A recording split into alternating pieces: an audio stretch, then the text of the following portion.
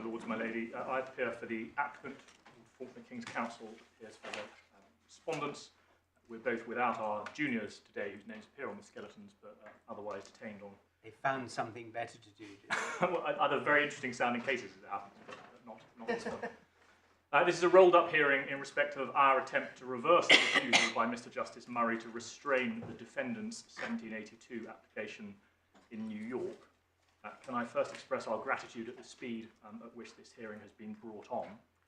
Hopefully, despite that element of rush, the court has received all the necessary documents. There are two skeletons. If you just give me 1 second, if you don't mind. Unfortunately, I've got a little computer glitch, which is slightly irritating.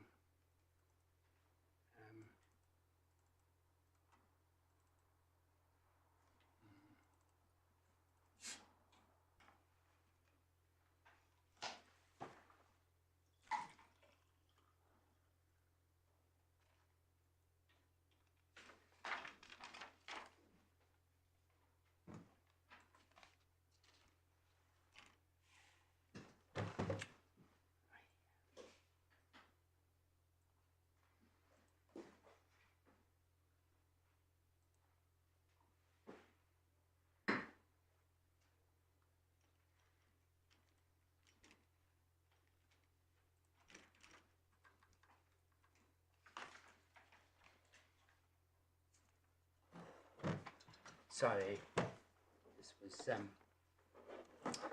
function of moving screens around.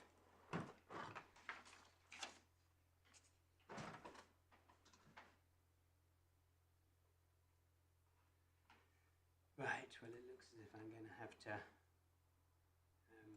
manage.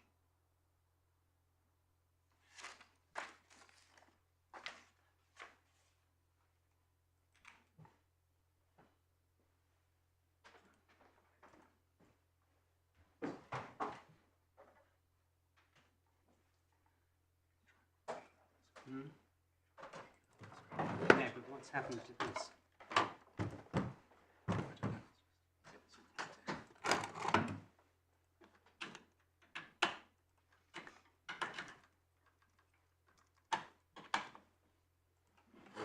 There we are. We'll have to manage, Mr. Fulton. You carry on. Lords, my lady, there are two skeletons, one on each side. I hope the court has received the replacement version of our skeleton, which had the cross-references to the core and supplemental bundle. Yes. There are therefore a core bundle and supplemental bundles. The supplemental bundle has had 3 rounds of supplements by the defendants. Yeah, we've got all the bundles, and if there's a problem when we get to looking at the documents, we'll worry about it then, shall we? Yes, of course. My lord, of course, I need permission. I don't know how the court prefers to proceed. We'll deal with this as a rolled-up hearing, but yes. Your task this morning, Mr. Fulton, will be to persuade us that there is a real prospect of success on any of the points that you raise. Yes, my lord. And the one that might be most promising is the idea that Yorkshire Provident lays down some general principle which is applicable in relation to foreign evidence gathering. Yes. And if you can't get home on that, I'm afraid I don't see why we should be giving directions to the US court myself. My lord. Just on that point, in terms of how we put the Yorkshire Provident point, our submission is not that Yorkshire Provident of itself covers this case, because Yorkshire Provident obviously says nothing about foreign evidence gathering procedures.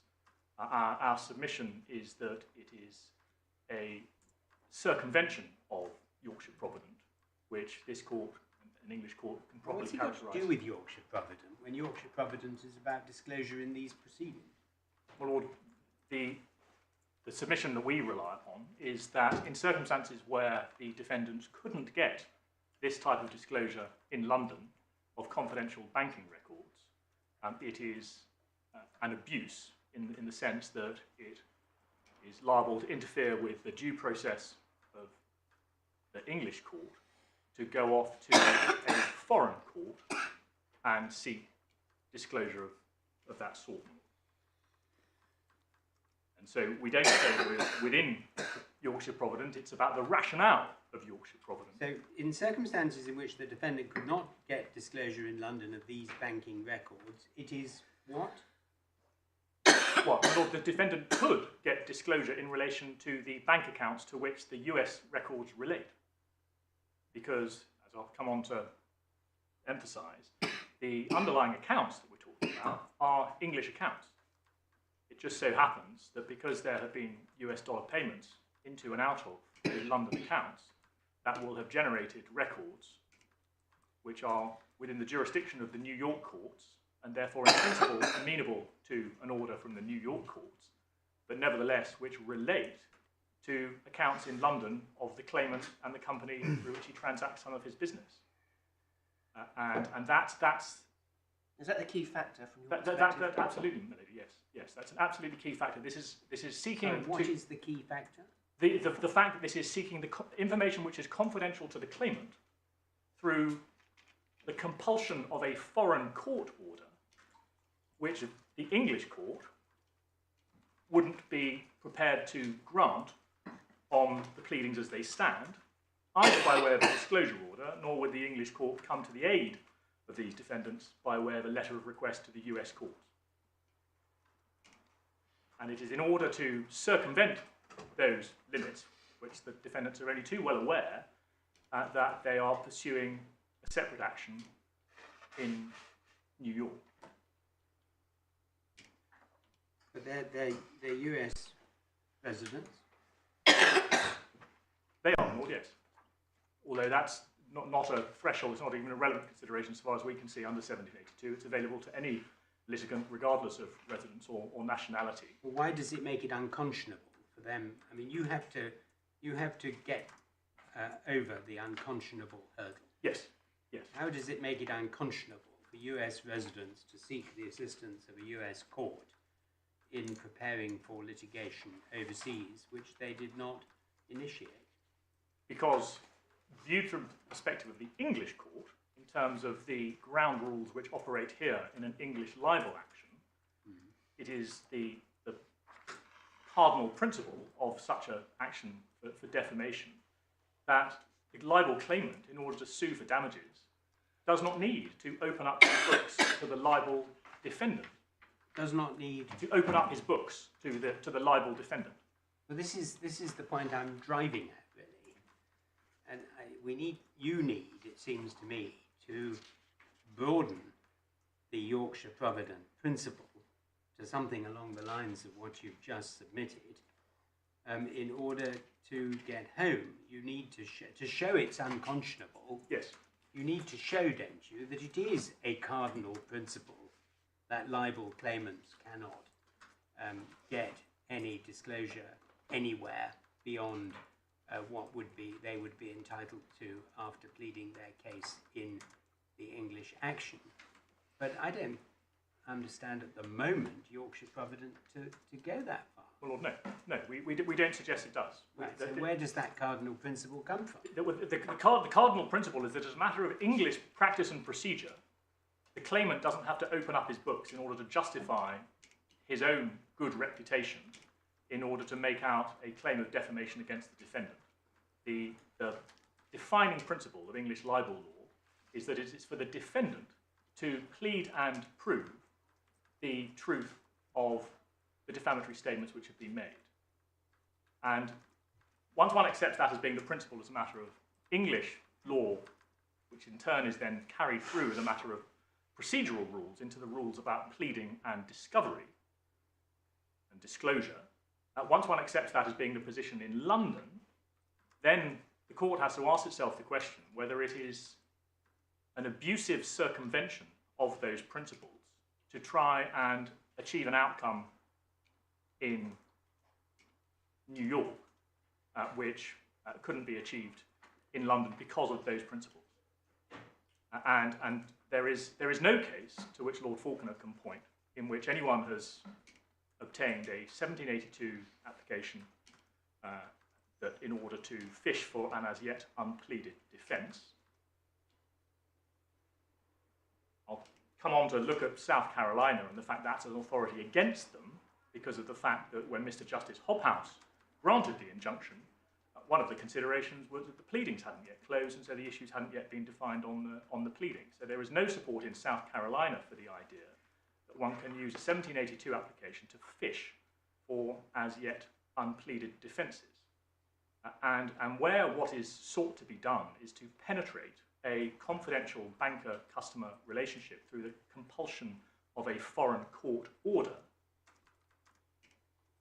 we say that's something which the English court should restrain by injunction, because it is oppressive and vexatious so far as the libel claimant is concerned, because he, through the back door, is being required to give access to, through his bank, the bank gives access to the libel defendant to all of his confidential banking records over 16 years. And then so far as the English court is concerned, it interferes with the due process of the English court because it drives a coach and horses through the Yorkshire Provident principle. Sorry. Is it your submission then that Yorkshire Provident and the libel context are critical to this application, or would this principle that you advance apply to any cause of action in which a burden of proof lay on a defendant to establish some proposition by way of defence? Well, Lord, I'm being deliberately careful to focus upon the particular facts here, because the cases tell us that we need to look at the circumstances of the case. It certainly seems to us that it would be very likely to be abusive in all cases where the purpose of a 1782 application is to fish for unpleaded defences. Would it be an abuse to go and ask someone in New York who happened to know if they would voluntarily provide information? No, that was in response to Lady Justice Carr, that we do say it is the element of compulsion through a court order which seeks to penetrate the confidential banker-customer relationship and give the libel defendant access to the claimant's records, which he has an interest in protecting the confidentiality of. We don't, and that, my Lord, one can illustrate that distinction by the fact we have not intervened either in the New York proceedings or by way of anti-suit injunction in London in respect of the attempts to obtain evidence from deposition from the earlier attempts. Exactly, yes. there are three attempts to depose. Well, their orders have been made for the deposition of witnesses. We haven't interfered in that because those are third-party witnesses.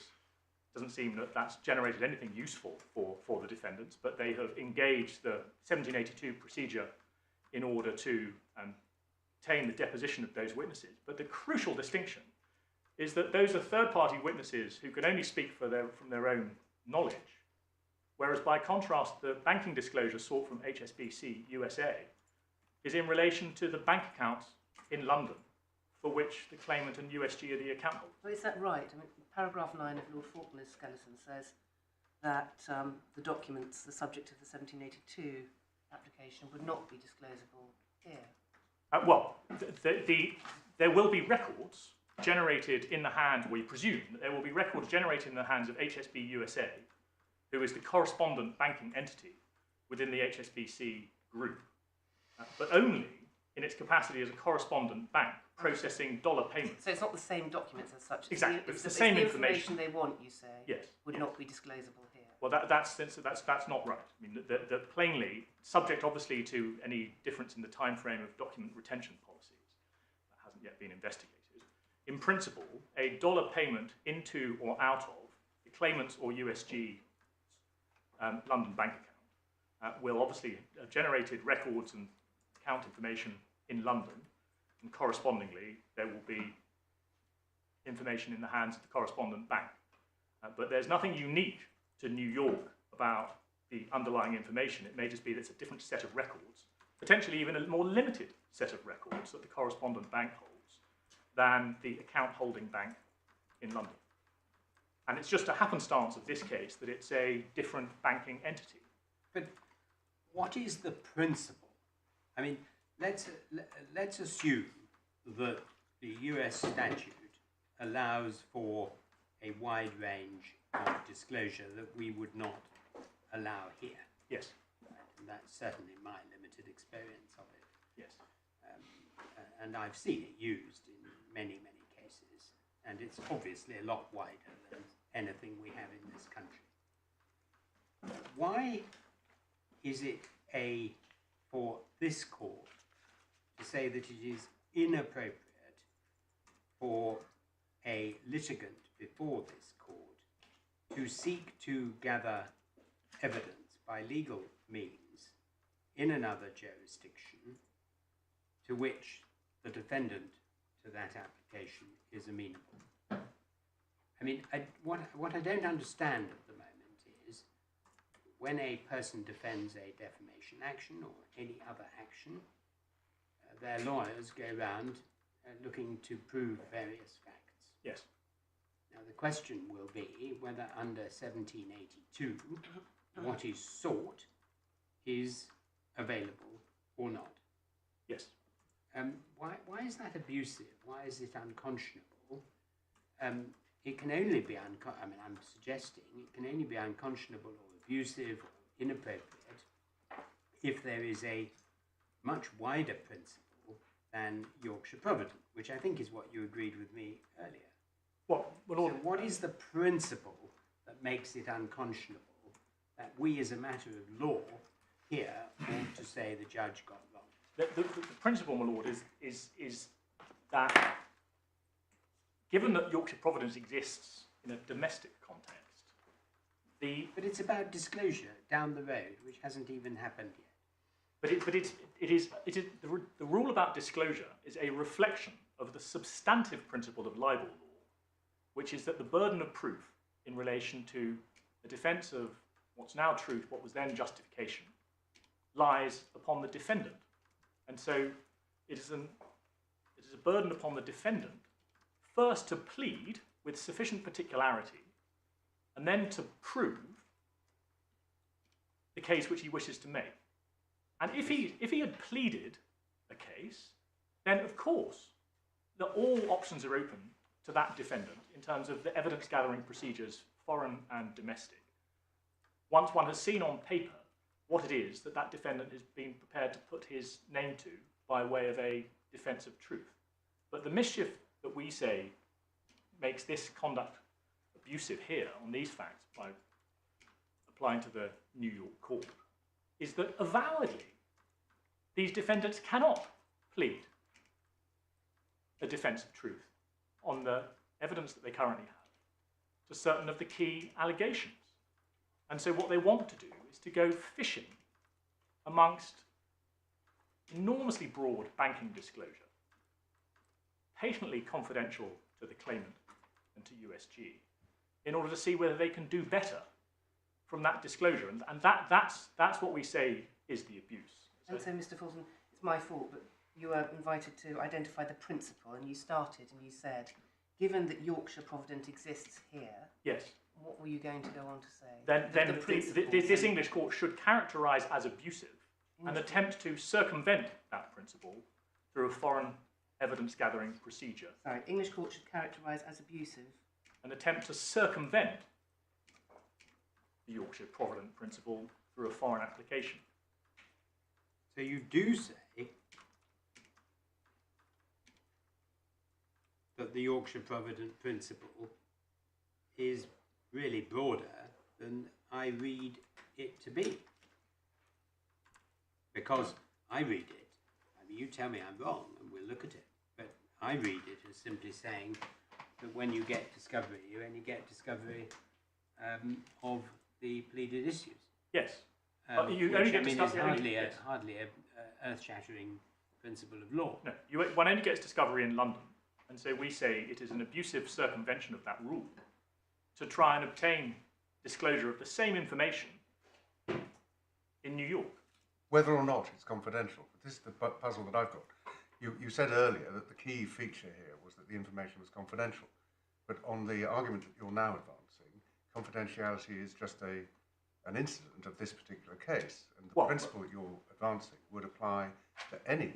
Well, the critical feature or not, providing that it was not disclosable on the current state of the pleadings according to the Yorkshire Provident or the general principles of English disclosure. Well, the reason I emphasise confidentiality is that information of that nature and banking, the contents of someone's bank account is a paradigm illustration, can only be obtained through some order from a court of competent jurisdiction, penetrating the relationship of confidentiality and requiring a bank to hand over those documents. Well, why is the US court not a court of competent jurisdiction with the authority to do that in an appropriate case? My lord, it is. But the point is that it is acting. It is ostensibly acting. It's being invited to act in a way which is ancillary to and supportive of the English litigation, almost as it were as an appendage of the English court, which is seized of the main action. And the US court says, well, we have these powers available to us, and we're prepared to exercise them in this relationship of collaboration with foreign courts and exercise these powers. And if you see, I'm sorry, Mr. Fulton, but I'm sure it's my fault. But if you're going to get over the hurdle of showing that there is a real prospect of success here, you have to show us that the judge applied the wrong legal principle. It's not a question of his decision as to whether it was unconscionable, being right or wrong. We might reach a different decision, but yes, you can't really question that if he applied the right legal principle. yes. And I've asked you, what is the legal principle that he applied that was wrong?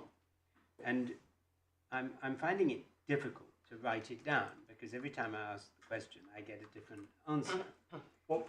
Now, you started by saying it's a substantive principle of libel law, but the burden of proving justification, or whatever we call it now, is on the defendant. And the mischief that makes this conduct abusive is that these defendants haven't pleaded a defence of truth to certain of the key allegations, and they want to go fishing. Yes. And then you said the English court should characterise as abusive an attempt to circumvent the Yorkshire Provident principle by using foreign process. Yes. But I mean, all of those are really arguments. They're not statements of legal principle. They're not statements of what the court directed itself wrongly. I mean, are you saying that any attempt to use the 1782 process in aid of the defence of a defamation proceeding would be abusive because the Yorkshire Provident principle means that you can only get disclosure within the jurisdiction based upon the pleadings? I mean, if you're saying that, at least I understand the point. Well, my lord, I don't need to put it that high, because I have the added elements of the intrusion into the confidential banker-customer relationship. That's facts. That's whether it's unconscionable in this case. And what I'm concerned about is the legal principle. I mean, I know I'm banging on about it, and I promise to shut up in a minute. But of course, you can say the facts are terrible, and the judge should have decided the other way because the facts are terrible. But as you know, that doesn't help you in the Court of Appeal. You've got to show the law he applied was wrong. well, He said, South Carolina, this is the law. Yorkshire Provident is a limited principle and doesn't impinge on what the House of Lords said in South Carolina. yes, Well, why is that wrong? well, because we say, well, put it in one way, that we say that the principle is that the English court ought not to allow to be done through the back door via a foreign procedure what it wouldn't itself allow by the front door. So in a way, it's a self-stand. It's just an abuse argument. Exactly. Yes. So it's not actually you've got Yorkshire Provident wrong, or you've got South Carolina wrong. You would say that although it's a question of fact, you would say in circumstances where there are additional elements of confidentiality, as a matter of principle, it's abusive because it's a deliberate attempt to circumvent. Exactly, my lady. And we say that the error of principle, how we describe it in our skeleton, where we say the judge fell into error, is that he didn't engage with the abuse argument. What he said is that, well, Yorkshire Provident, read on its own terms, without regard to the underlying rationale, but that's just a rule about domestic disclosure. South Carolina is a rule of general permissiveness in relation to evidence gathering activity, whether through voluntary cooperation or seeking order. And so we look at the law on abuse of process, and we remind ourselves that categories of abuse are never closed, Yes. and we say so this could be abusive, but properly constituted foreign proceedings, you say, could nevertheless be abusive as a matter of English law if it's a deliberate attempt. I mean, if that's right, then that has a massive impact, doesn't it, on all sorts of foreign disclosure gathering, legitimate avenues, or avenues legitimately available to litigants. Well, Melody, it may or may not. We haven't found another example of 1782 application being used for a purpose which the English court would characterise as impermissible fishing. Because what you're really saying to a party is you're limited to disclosure of documents that the English system allows you to get. Melody, with respect, no. We completely accept that procedurally the US procedures can go wider. And that's why we say that South Carolina isn't an answer to our complaint, because that South Carolina was just saying, well, merely because the US court has a system of discovery and the ability to order documents from third parties and non-parties, merely because that those powers are available, that doesn't make it abusive from the perspective of the English court for a litigant to invoke those powers. And so that's just about the machinery. And we're not complaining about the machinery. That this, we would say, would be abusive even if it were just entirely on all fours with powers which are available in London. What we complain about as the essence of the abuse is the underlying motivation of the defendants as to why they are seeking this information on their own. Is that not a very dangerous basis of findings of abuse, personal motivation? And what's the evidence you say for the personal motivation here? Well, I'll take the call through it. It's their avowed intention to use this in order to consider whether or not they can amend their case, because they recognise they're in difficulties on the pleadings as they currently stand. So is the proposition that it's an improper motive to seek to gather evidence to defend as true the allegations which were said to be libelous? My Lord, no, we wouldn't put it quite like that. We would say it's an improper motive to seek to find amongst the foreign material evidence from which the defendants will seek to amend their pleading. Why is that an improper motive? Because the principle of English libel law, and that's the prism through which we say this has to be looked at, is that the defendant has to articulate with specificity, in the nature, with the clarity of an indictment as it's put by Mr. Justice Eadie, what specific facts it is that the claimant has to meet in the English litigation. But this isn't a disclosure exercise as such. It's evidence gathering or document gathering in order to consider or advance the defence to best consider what possible defences there might be out there. Yes. So it's not a disclosure application as such by reference to the pleadings in America. No, it doesn't. It doesn't pretend to be. It doesn't pretend to be, and that's and the judge thought it was okay for that reason. We say it's abusive for that reason. Right. So I've written this down. It's an improper motive to seek to find amongst foreign material evidence by which a defendant to an English libel action can amend their pleading, because there is a principle of libel law here that the defendant has to articulate with specificity what facts the claimant has to meet in the litigation. Yes, and it's according to those ground rules, my lord, that a claimant engages. According to those ground rules, my lord, that a claimant engages in London litigation, and they are entitled to identify a defamatory statement, say that's defamatory of me, and then it's up to the defendant to identify in their pleadings what it is they are going to seek to prove as against the claimant, to support what it is that they have said about him. But isn't that a rather limited set of ground rules?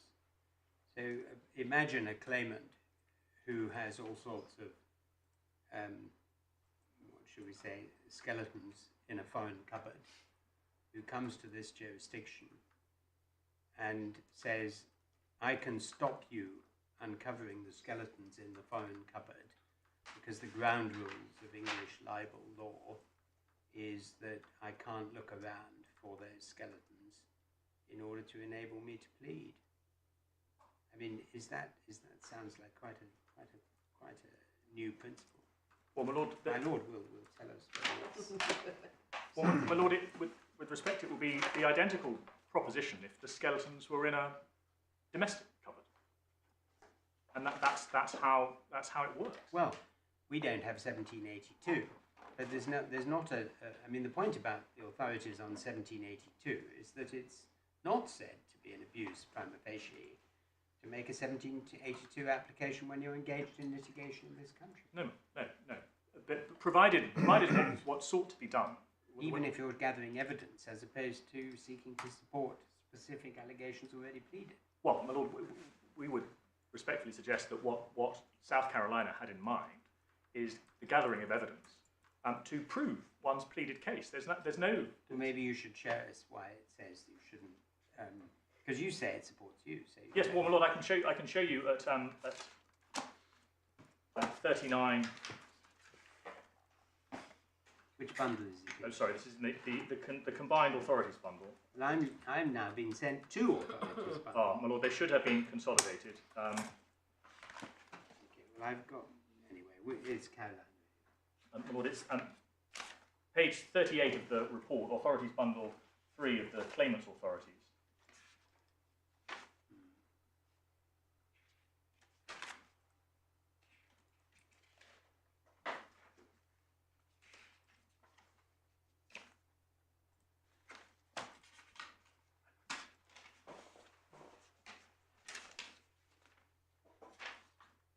And my lord, this is Judgment of Lord Brandon in the final paragraph. Sorry, which page? Sorry, this is page 38 of the 38 of the report. Yes, H, final paragraph. He has dealt with series of changes of position which had occurred in the proceedings since before the matter came before the House of Lords.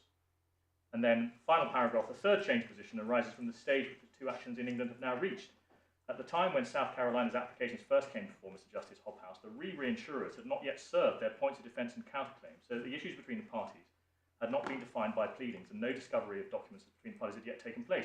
Mr. Justice Hobhouse regarded this as a significant matter in exercising the discretion to grant injunctions which he held that he had.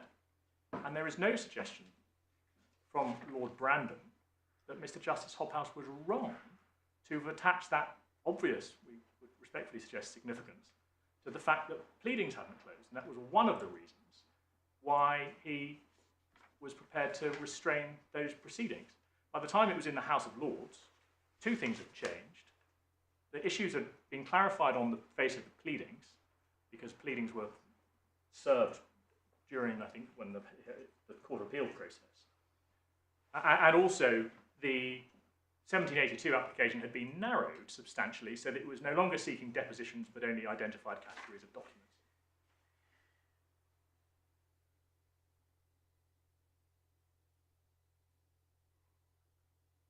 And so we say if that had not been a matter of significance, whether or not the pleadings had closed, then Lord Brandon would here have said so. And there is no subsequent case in which the English court has given its blessing to a 1782 application to fish for an unpleaded defence. And my lord, my lady, we would say that's not surprising, because as a matter of English procedure, the court sets its face against fishing expeditions. And a fishing expedition is no less abusive because it's being pursued overseas.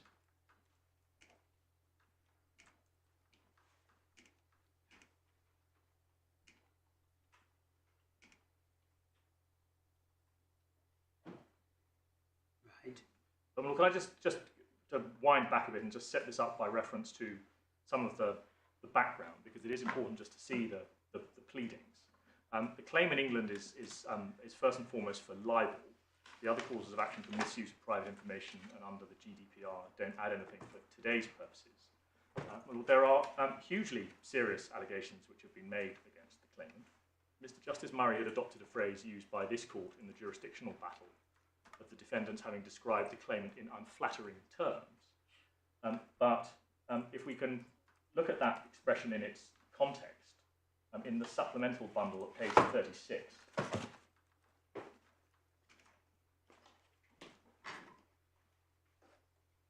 So which supplemental bundle? oh my lord, this is the First. first supplemental bundle, Page 36. page 36.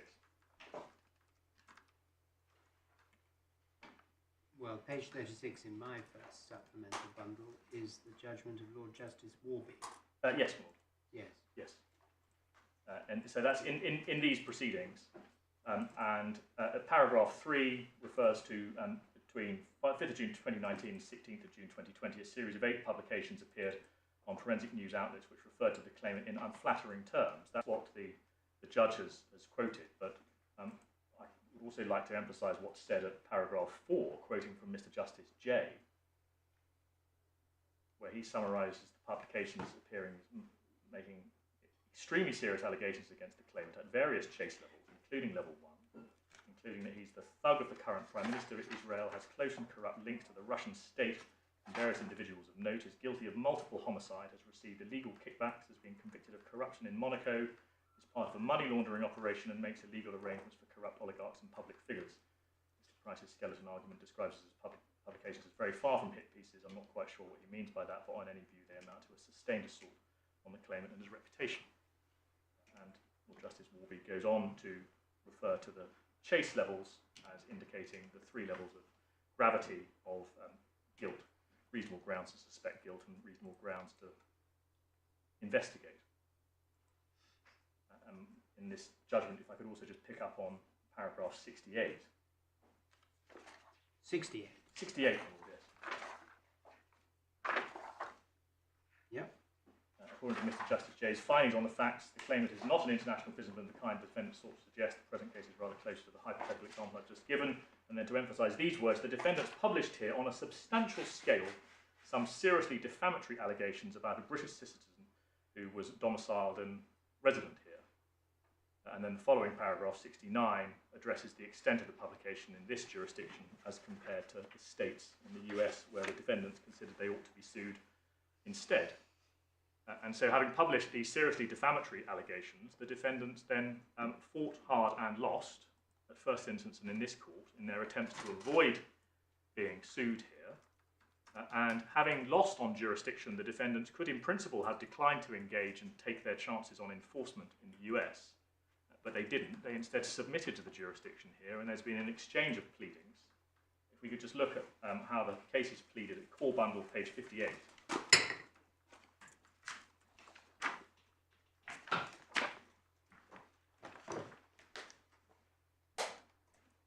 Starting in the middle of the page under natural and ordinary meanings, the claimant has pleaded out the meanings relied upon of the various publications.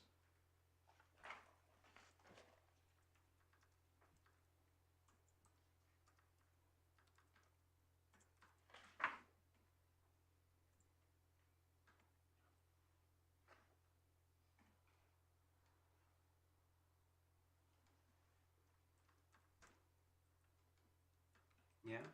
And then the defendants plead back, starting at core 148, starting at paragraph 12, and then they say there that so far as the words complained of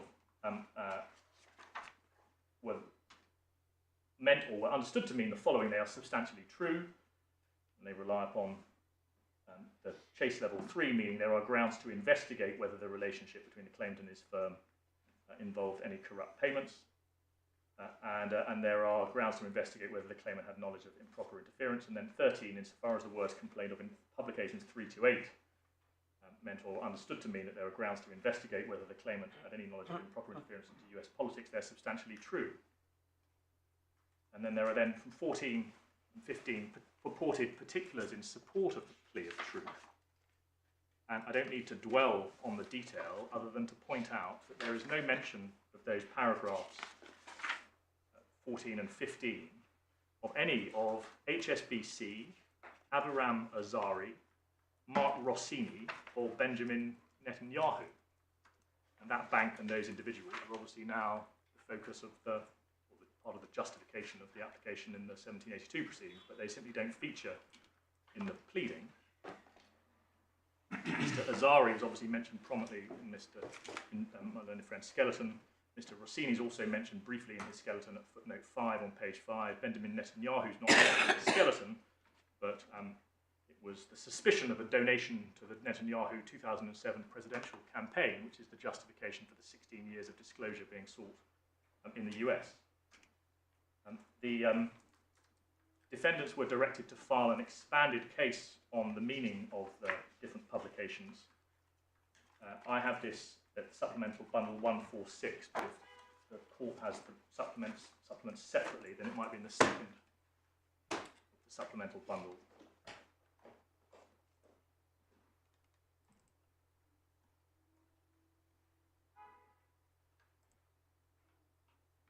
Sorry, page 146. 146.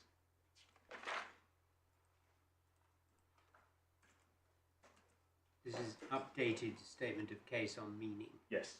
Yeah. Which bit do you want?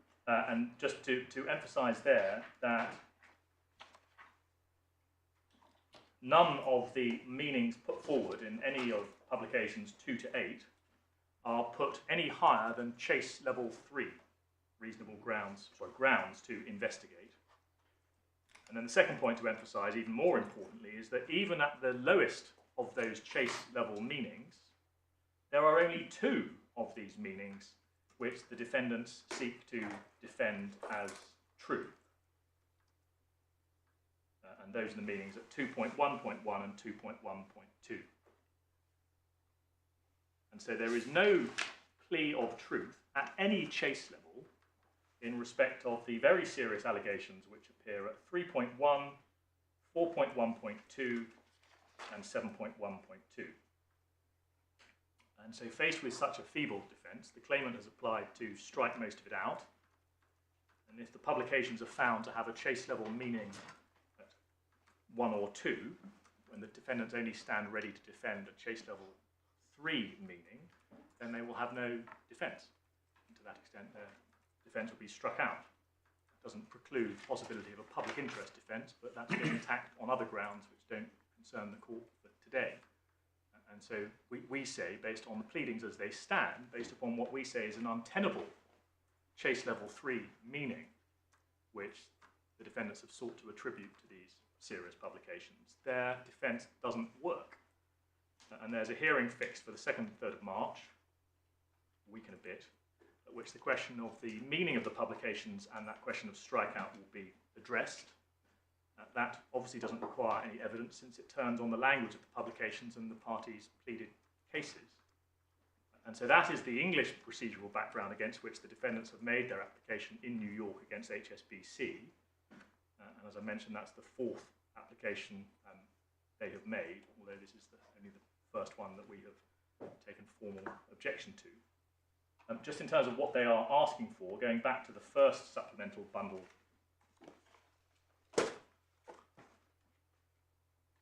starting at page 71, this is the draft subpoena.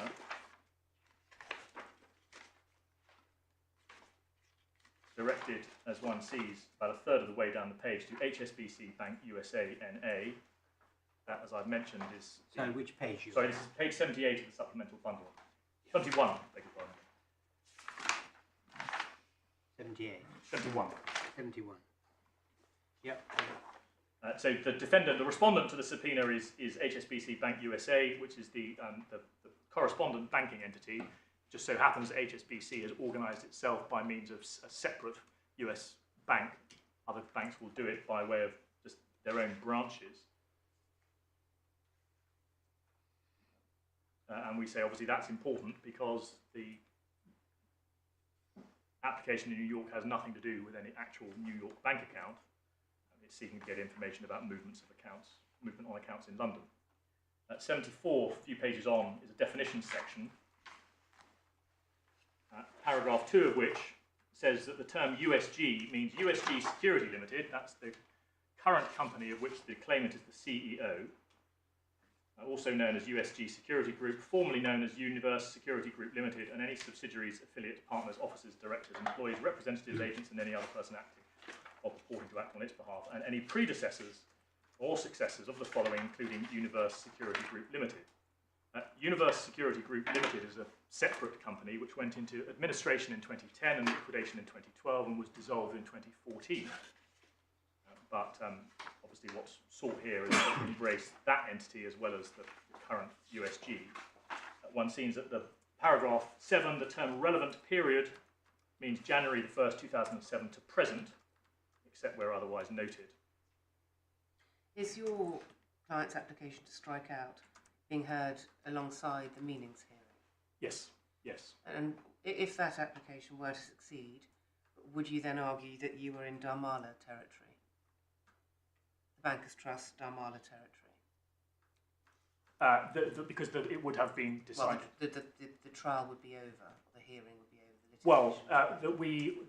there are non-admissions, for instance, as to harm, so that it would have knocked out their defences of truth if we succeed on the strikeout. But that we wouldn't be entitled to judgment ipso facto I see. On that hearing. But obviously, Because the public interest defence covers the whole territory, doesn't it? yes, Yeah. but we're seeking to strike that out also. You've got other grounds for that, but You've got other they grounds. don't turn on meaning, I don't think. No, they don't turn on meaning. They turn on the fact that it's just inadequately pleaded as a public interest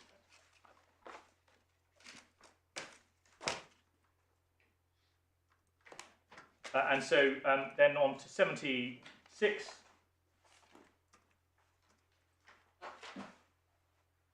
In the instructions to HSBC, the following instructions will govern the response and production of documents. Paragraph 1, in response to these requests, you're required to produce all responsive documents in your actual or constructive possession.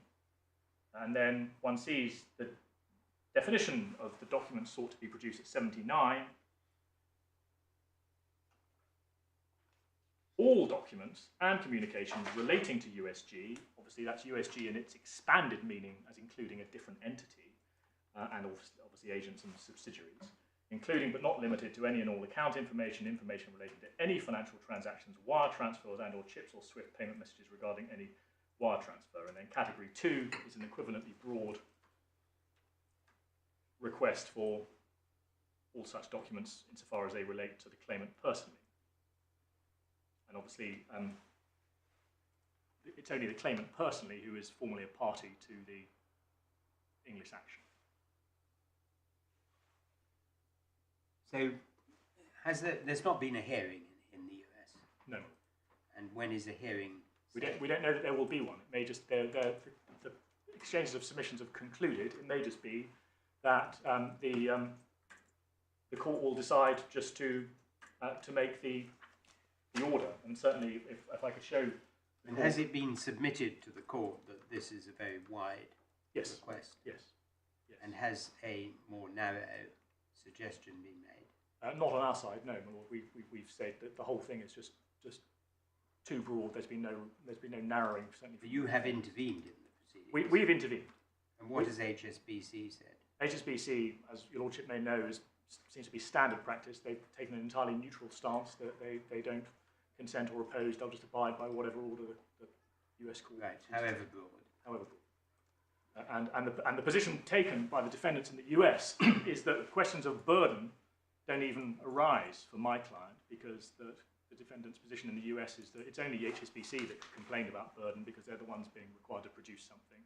And so it's oppressively broad. And they haven't complained about burden? No. Right. Who pays for the costs of the disclosure exercise? That's my ignorance. Well, there's no cost provision, as I understand it, in relation to the New York proceedings. I don't know. We haven't investigated whether if HSBC USA has to comply with a court order in New York relating to the claimants and USG's accounts, whether there's any right of contractual indemnity that comes back to them. Obviously, I mean, this is one of the mischiefs we say, that the bank account relationship between USG and the claimant and HSBC is a matter of English law and English confidentiality. And what's being sought to be done here is to get equivalent information in the US, and I'll take the court to the text Hollander dealing with this, why we say that's inappropriate to be having a court other than the court which supervises the local bank account involved in that process. But we don't know at this stage what the cost position is, what HSBC would look to.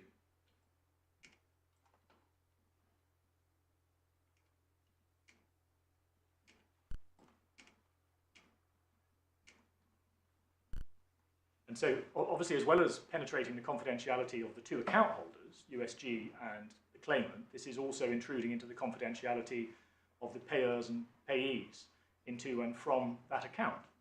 And so any suppliers to USG, any clients of USG, that they obviously have their own separate interest of. What's the limitation in the US on the use of the documentation? So in this country, if you get disclosure, you have an implied undertaking that you will only use it for the purposes of the proceedings. Is that the same in the US? Well, I don't think it is. I'll find the reference, but I recall in one of the cases there's mention of the fact that once documents are made available under this US process, then unless there's some explicit restriction, which the US court has power to impose, then that there isn't the same 3122 equivalent. Can I ask this about your reliance on confidentiality?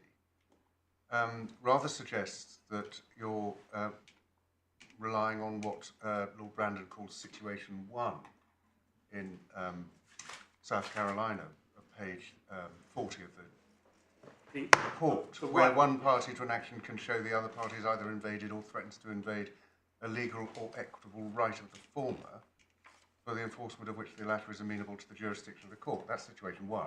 Yes. Situation 2 is the unconscionability. My lord, yes. And that's the basis on which you applied to Mr. Justice Murray. My lord, yes.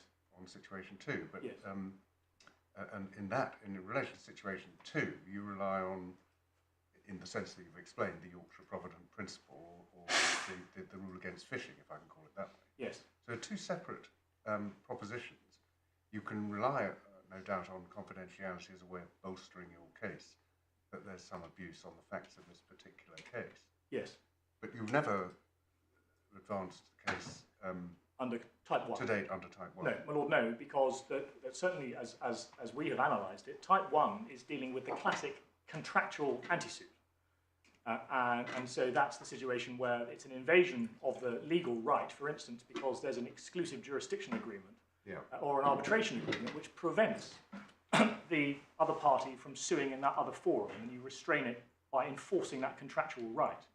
We don't suggest that we have any such ability to restrain. That's the classic case, but it's put rather more broadly than that in the passage that I've just read out. Yes. Anyway, it's not your case. It's not our case, my lord, but no, it's that because that we say that, of course, the right to preserve the confidentiality of banking information can always be overridden by an order of a competent court. And so it's not an entitlement to say, you shall not sue me, you shall not pursue these evidence steps. We do put it in terms of abuse because we say it's a wider and more multifactorial inquiry where the court looks at both the motive of what's sought to be done, here the impermissible fishing for an unpleaded defence, and then the effect of what is sought to be done, which is to penetrate a confidential bank-customer relationship. And we say that the combination of those considerations amounts to an abuse. And as to why they want that information, if we can look at supplemental bundle, page 18. I mean, is there any authority that says that the penetration of a confidential financial relationship in order to get evidence for a proceeding is an abuse? No, because it happens the whole time. Sorry? It happens the whole time. What happens? The penetration of a confidential banker-customer relationship to get evidence. I mean, that's plainly merely asking the court to override that confidentiality isn't an abuse. No. What we say is abusive is trying to do that here by the back door for the purpose of seeing whether or not they can improve their defence. And as to that being the rationale, one sees at supplemental bundle, page 18.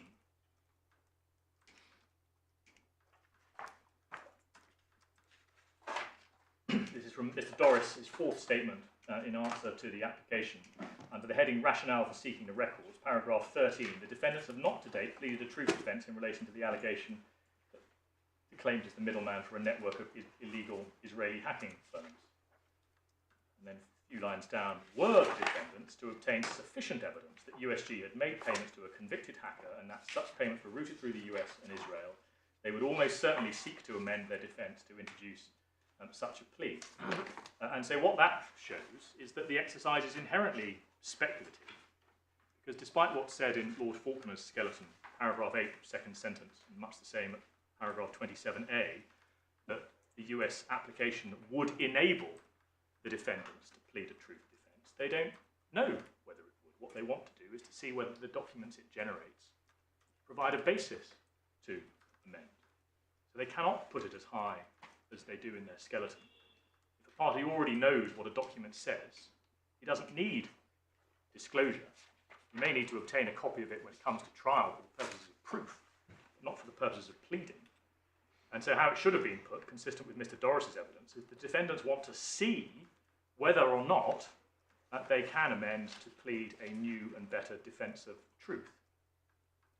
And even if the HSBC disclosure were to reveal the payment from USG to Panolos, that's a very long way from establishing the truth of an allegation that the claimant acts as the middleman for a network of illegal hacking firms. And the intention to use the material for what we say is the impermissible purpose of exploring the possibility of amendment was quite a revelation, because the same Patrick Doris had also prepared a declaration in the US on the 6th of December 2022. That's at page 86 of the same bundle.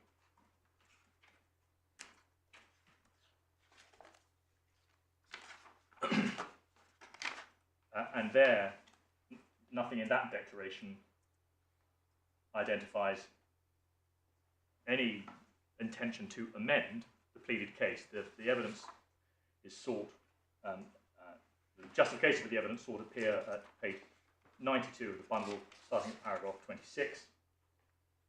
And he just says, in entirely general terms, petitioners are requesting discovery in New York that will enable them to defend against the claims.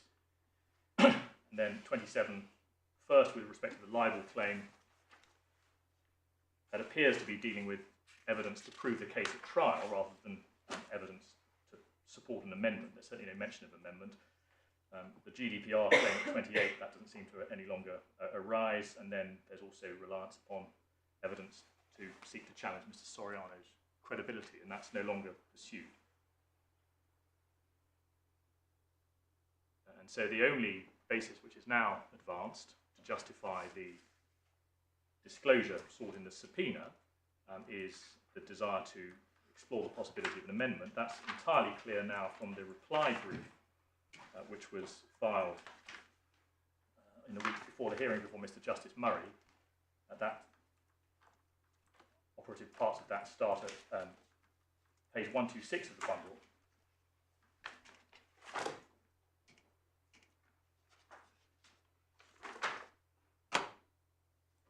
And that this is the submissions to the US court explaining in the UK, in order to succeed with the truth defence, the defamation defendant bears the burden of establishing the truth of the reporting. And then over the page, or first of all, at the bottom of 126, as petitioners have recently explained to the High Court in London, petitioners need this discovery and they need it expeditiously. And explains what they're seeking. They're seeking banking records, going down over the page from HSBC USA, a correspondent bank with which Soriano has no apparent direct banking relationship. And that's true so far as it goes. It's not a direct banking relationship with the USA entity, it's with the UK HSB entity with which the claimant has a banking relationship. And then first line of the next paragraph on the page, petitioners intend to use these records to amend their defence in the English defamation action.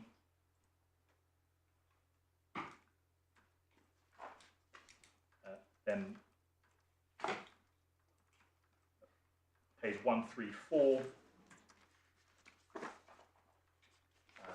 fourth line down in the middle paragraph, the evidence obtained in response to the subpoena, which will show US dollar denominated transactions between Soriano's company and various persons and entities, will help petitioners plead and prove that Soriano is the middleman, hires hackers to illegally spy on his client's enemies.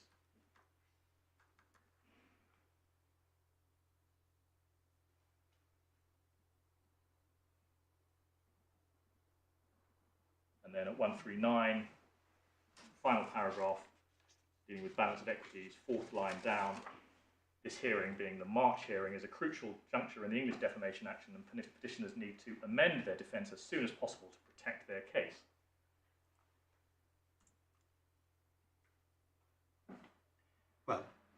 pretty clear they want to amend their case. Yes, and then as to why they say that the US court should come to their aid, on the same page, 2 lines down, four lines up from the bottom, Soriano is a libel tourist who seeks to silence and chill American journalism by attacking it abroad. His gamesmanship continues with this very application. And then over the page, 140, under public interest, and they refer to Congress having decreed that federal policy is to help defendants in foreign slap suits resist cases filed by libel tourists like Soriano. And so that's how they put it, which is consistent with how they put it also in the introduction, starting at back on page 126. Introduction: through their dogged investigative journalism. And then they refer to Mr. Soriano having commenced proceedings in the UK, even though petitioners are located in the US, where speech protections are less robust than they are in the United States. And then they say at the end of that paragraph, a paradigmatic example of the recognised phenomenon of libel tourism. And just as to what the defendants say about the scope of what sort, first of all, 132, just the heading in the middle of the page, Soriano lacks standing to argue a subpoena directed towards HSBC USA is too burdensome, and in any event, it's not. In support of why they say it's not too burdensome, over the page at 133, even if Soriano had standing to advance a burden argument, that argument would fail on its merits. Petitioner's proposed subpoena contains only 2 requests, which is true in a sense. And then they also say, 3 lines down, they're not seeking documents from multiple business entities. Well, that doesn't seem to be right at all, because they plainly are seeking it from USG and also the predecessor entity of USG and any affiliates. They say they're not seeking documents outside the relevant time frame. They define the time frame as being 16 years. And then just the final point to note is that what's said to have prompted the 1782 application is the sight of payment records of HSBC USA, which haven't been made available in either New York or London. And we don't know how what apparently would be confidential banking records have come into the possession of whatever third party it is who then showed it to Gibson Dunn, and how it's described is on page 80. But Gibson Dunn say in terms there's no illegality involved. Well, we didn't. Just to be clear, we've never suggested any wrongdoing on the part of Gibson Dunn. But what we don't know is how whatever third party who gave them to Gibson Dunn came to be in possession or control of those records. And the reaction to it we see on page 80.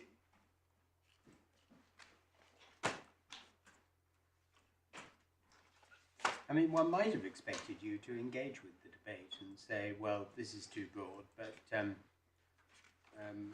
if you're looking for transactions between Warby and USG, then that's fine. Well, my Lord, in relation to more reasonable defendants, then that might have been a position that we could have taken, but it's relevant in that context to emphasise the defendants went off to seek this enormously wide-ranging disclosure from the US entity of my client's bank without even notifying my client. And it seems to be that's permissible as a matter of US procedure to go directly against a third party. But in the circumstances where the defendants must have appreciated this was going to provoke a reaction, they didn't engage and say, listen, we're interested to know about certain payments, certain potential dealings that you have had, and are you willing to be transparent about this? Will you give us a bit more information? They didn't do that at all. What they did is to rush off to the US court seeking this disclosure of enormous breadth. And that, with respect, is not an encouraging foundation in which to have a sensible dialogue about whether or not we can allay any of their concerns by giving some limited disclosure subject to a confidentiality regime and lawyers' eyes only, or what have you. Because that's not seemingly what the defendants are interested in. And it's consistent with that picture, my lord, that's why I take your lordship to the pleadings, because they have made these enormously wide-ranging and enormously serious allegations, including my client being the front for money laundering activities, and then gone off and asked the US court to give them 16 years worth of banking documents. So it's pretty easy to see what they're trying to do, to scour all of this to see whether it provides any ammunition whatsoever for the defamatory statements which they've already made. And we say that's all part and parcel of this abuse. It's being done in a completely unrestrained way that would horrify an English court if this were the basis of a disclosure application in English proceedings.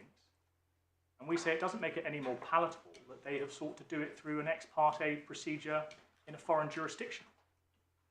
Notwithstanding that it may well be that the US courts take a more liberal view of these things and take a more generous view of the scope of a potential subpoena.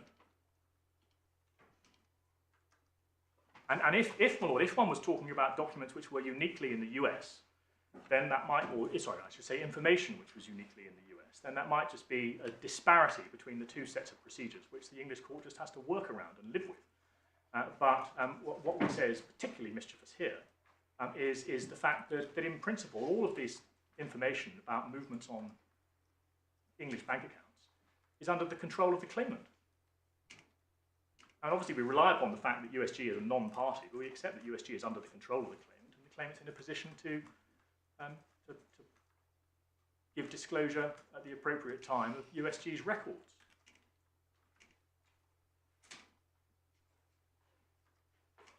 So what it amounts to is that the defendants have, over a series of 8 separate publications.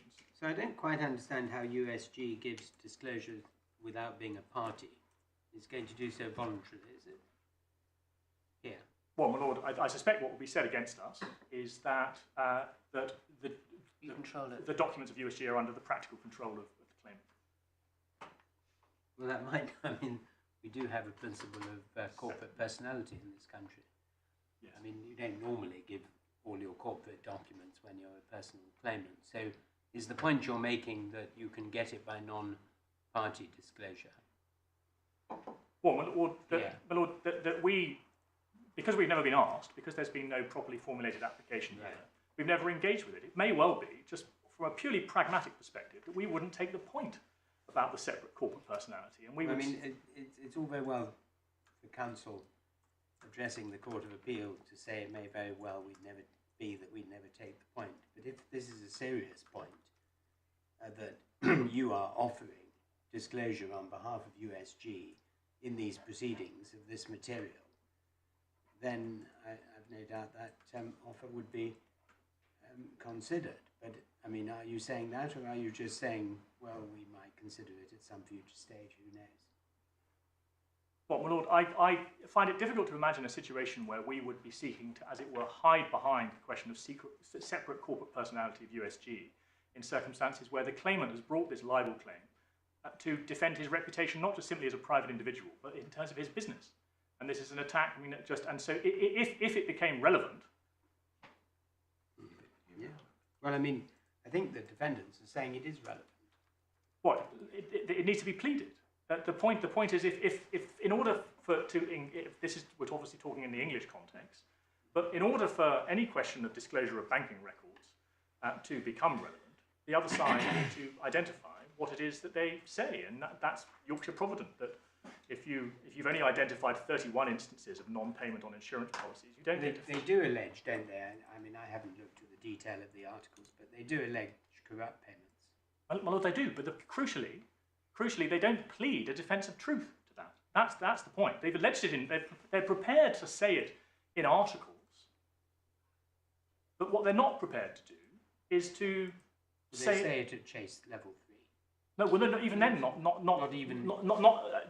It's only. That's why I was careful to take the court through those pleadings, because it's only in relation to those 2 allegations that they. Not the corrupt. No, exactly. No, I'm sorry. I've got it. And that really is a crucial distinction. If I could just show you, in fact, what Mr. Stedman is prepared to say. So at supplemental 180, this is, I think, the. I mean, so you draw attention to the the evidence of Gibson Dunn as to the material they've seen, which they haven't pleaded, Yes. and the contrast with what they have pleaded. Yes. But I mean, my problem remains where it was when we walked in this morning, Mr. Fulton, really, which is that this is a principle of abuse of process that you're seeking to advance. Yes.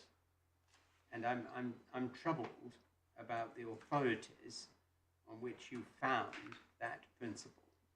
I mean, there seems to be nothing that says this is an abuse of process unless you extend Yorkshire Provident far beyond what it actually says. Well, I haven't even looked at it, but yes. I've read it. Yes, I mean, Lord, Yorkshire Provident obviously isn't a case about abuse of process. It's just a case about pleading and disclosure. But the abuse of process principle is what's identified in South Carolina as saying, whilst the general rule is one of permissiveness as far as the English court is concerned, allowing litigants to use whatever means are at their legitimate disposal to obtain evidence, that's subject to the countervailing consideration that the English court will obviously exercise its power to restrain what it regards as an abuse. So Darmala is an example of an abuse because Mr. Justice Mant said, well, no, we've had a trial about it. It was all over. But the fact it was all over doesn't mean when there hadn't yet been a trial, but not yet a judgment, that there's obviously rules under English procedure which allow that position to be opened up. So that wasn't a complete roadblock. What concerned Mr. Justice Mance in that case was just the burden of going into this speculative exercise. And he considered that couldn't be justified. And so we'd say, by analogy with that sort of thinking, that basically to seek enormously wide-ranging banking disclosure in order to fish for defences is vexatious, oppressive, and liable to interfere with the due process of the court. And those are aspects of the non-exhaustive definition of abuse of process. Sorry, I mean, the judge says at 49 that Darmala and Amiga are completely different cases. They are. Yes, they are. They are. So you're saying, really, that we should extend the principle of abuse of process to cover any case where a libel defendant is, to put it pejoratively, fishing for evidence to amend their defence. Well, my lord, I'd certainly go as far as saying it is very hard to see how that sort of conduct wouldn't amount to an abuse. One can't rule out the possibility of some exceptional circumstance whereby the court would allow it, and that's precisely why the court leaves this as a sort of open-textured exercise. But what we say is, on the facts here, given the inadequacy of their pleaded defences, the fact that there are, in many cases, no pleaded defence at all at any chase level of truth, the breadth of disclosure sought, the penetration of a confidential banking relationship, the fact that that's a confidential banking relationship which is an English banking relationship, and the documents and information could be provided here pursuant to English orders. All of these factors render it abusive. You know, what I find difficult, to be quite frank, is Lord Brandon said all they've done in South Carolina is what any party preparing his case in the High Court here is entitled to do, namely to try to obtain in a foreign country, by means lawful in that country, documentary evidence which they believe they need in order to prepare and present their case. Yes, well, my lord, but then that begs the question, because that we would respectfully suggest that what Lord Brandon means by case is their pleaded case, because that's what defines the evidence gathering exercise. And we'll test it this way: if we had a CMC. Well, it doesn't really, because if they believe they need it, I mean, as we all know, you know, in the good old days when you didn't have to serve witness statements and so on, people went around the world looking for witnesses who could pop up and say something that was unexpected in a case, and that wasn't regarded as improper. And I doubt that Lord Brandon, those years ago in South Carolina, was thinking only of documentation precisely aimed at the pleaded case. Obviously, in litigation, you look to find out things that you might be able to plead. And we can completely accept, and this is recognised in the authorities, including by Mr. Justice Eadie, that it sometimes happens that disclosure which is obtained in relation to pleaded allegations provides the basis to amend, to introduce new allegations. And of course, that's perfectly permissible and indeed commonplace. But there's we say, a clear distinction to be drawn between that type of fortuitous amendment, whereby one finds something amongst documents which are obtained for a permissible purpose, and what we say is the impermissible purpose of going searching and fishing for unpleaded defences. You see, this is what, maybe we're just going round in circles, Mr. Poulton, and I should shut up. But you keep on saying that there is some sort of basic principle that this is all impermissible, inappropriate, and an abuse, because it is fishing. Yes. But underneath then you say, well, it's perfectly permissible to try and find a defence and then to amend your pleading to plead that defence, or if you get it fortuitously, it would be fine. Where is the line to be drawn? I mean, you must have legal principles don't just emerge from the ether. Well, my Lord, that we would respectfully suggest that's a line with which the English courts are entirely familiar. Well, you mustn't go fishing. Yes.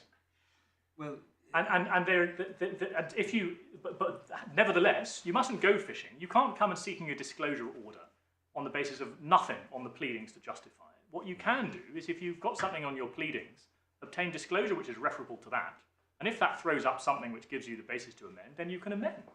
There's absolutely nothing wrong with that. Where is that, which is a new principle, so far as I'm concerned, where is that reflected in the cases?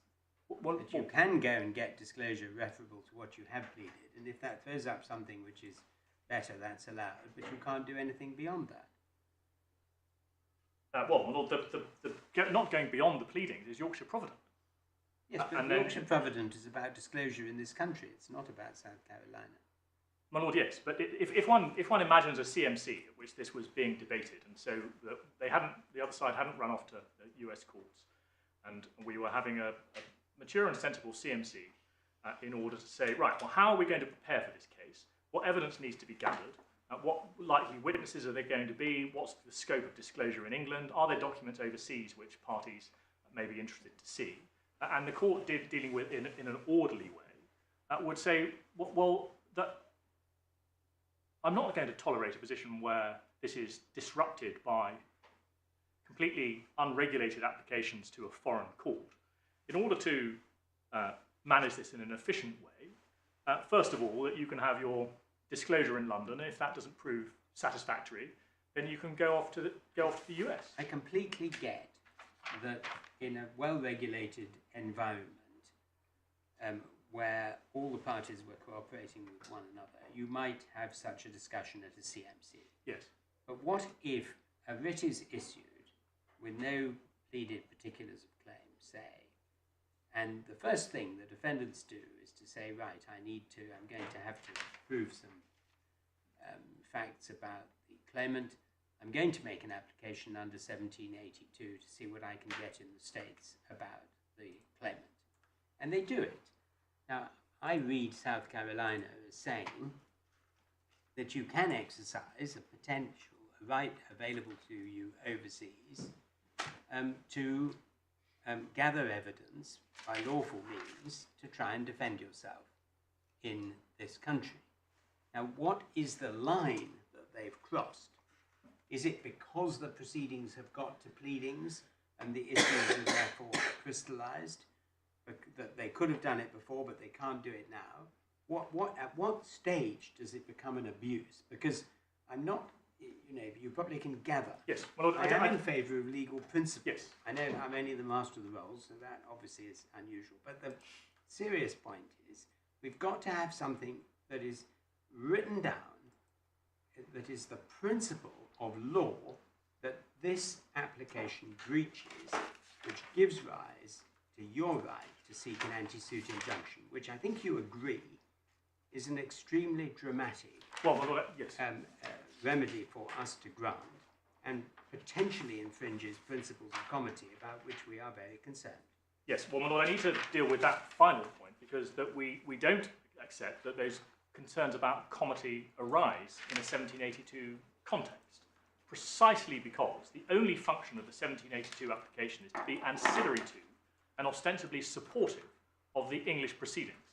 And so that's why the comedy concerns don't arise, and this is what Justice Lindgren says in Allstate, the Australian case, and why Mr. Justice Manch goes through it of saying, well, the US courts are perfectly receptive to being told that the assistance isn't welcome. And Mr. Justice Floyd says that the English court can say, well, no, thank you, that we don't actually find this, with the greatest respect, of assistance.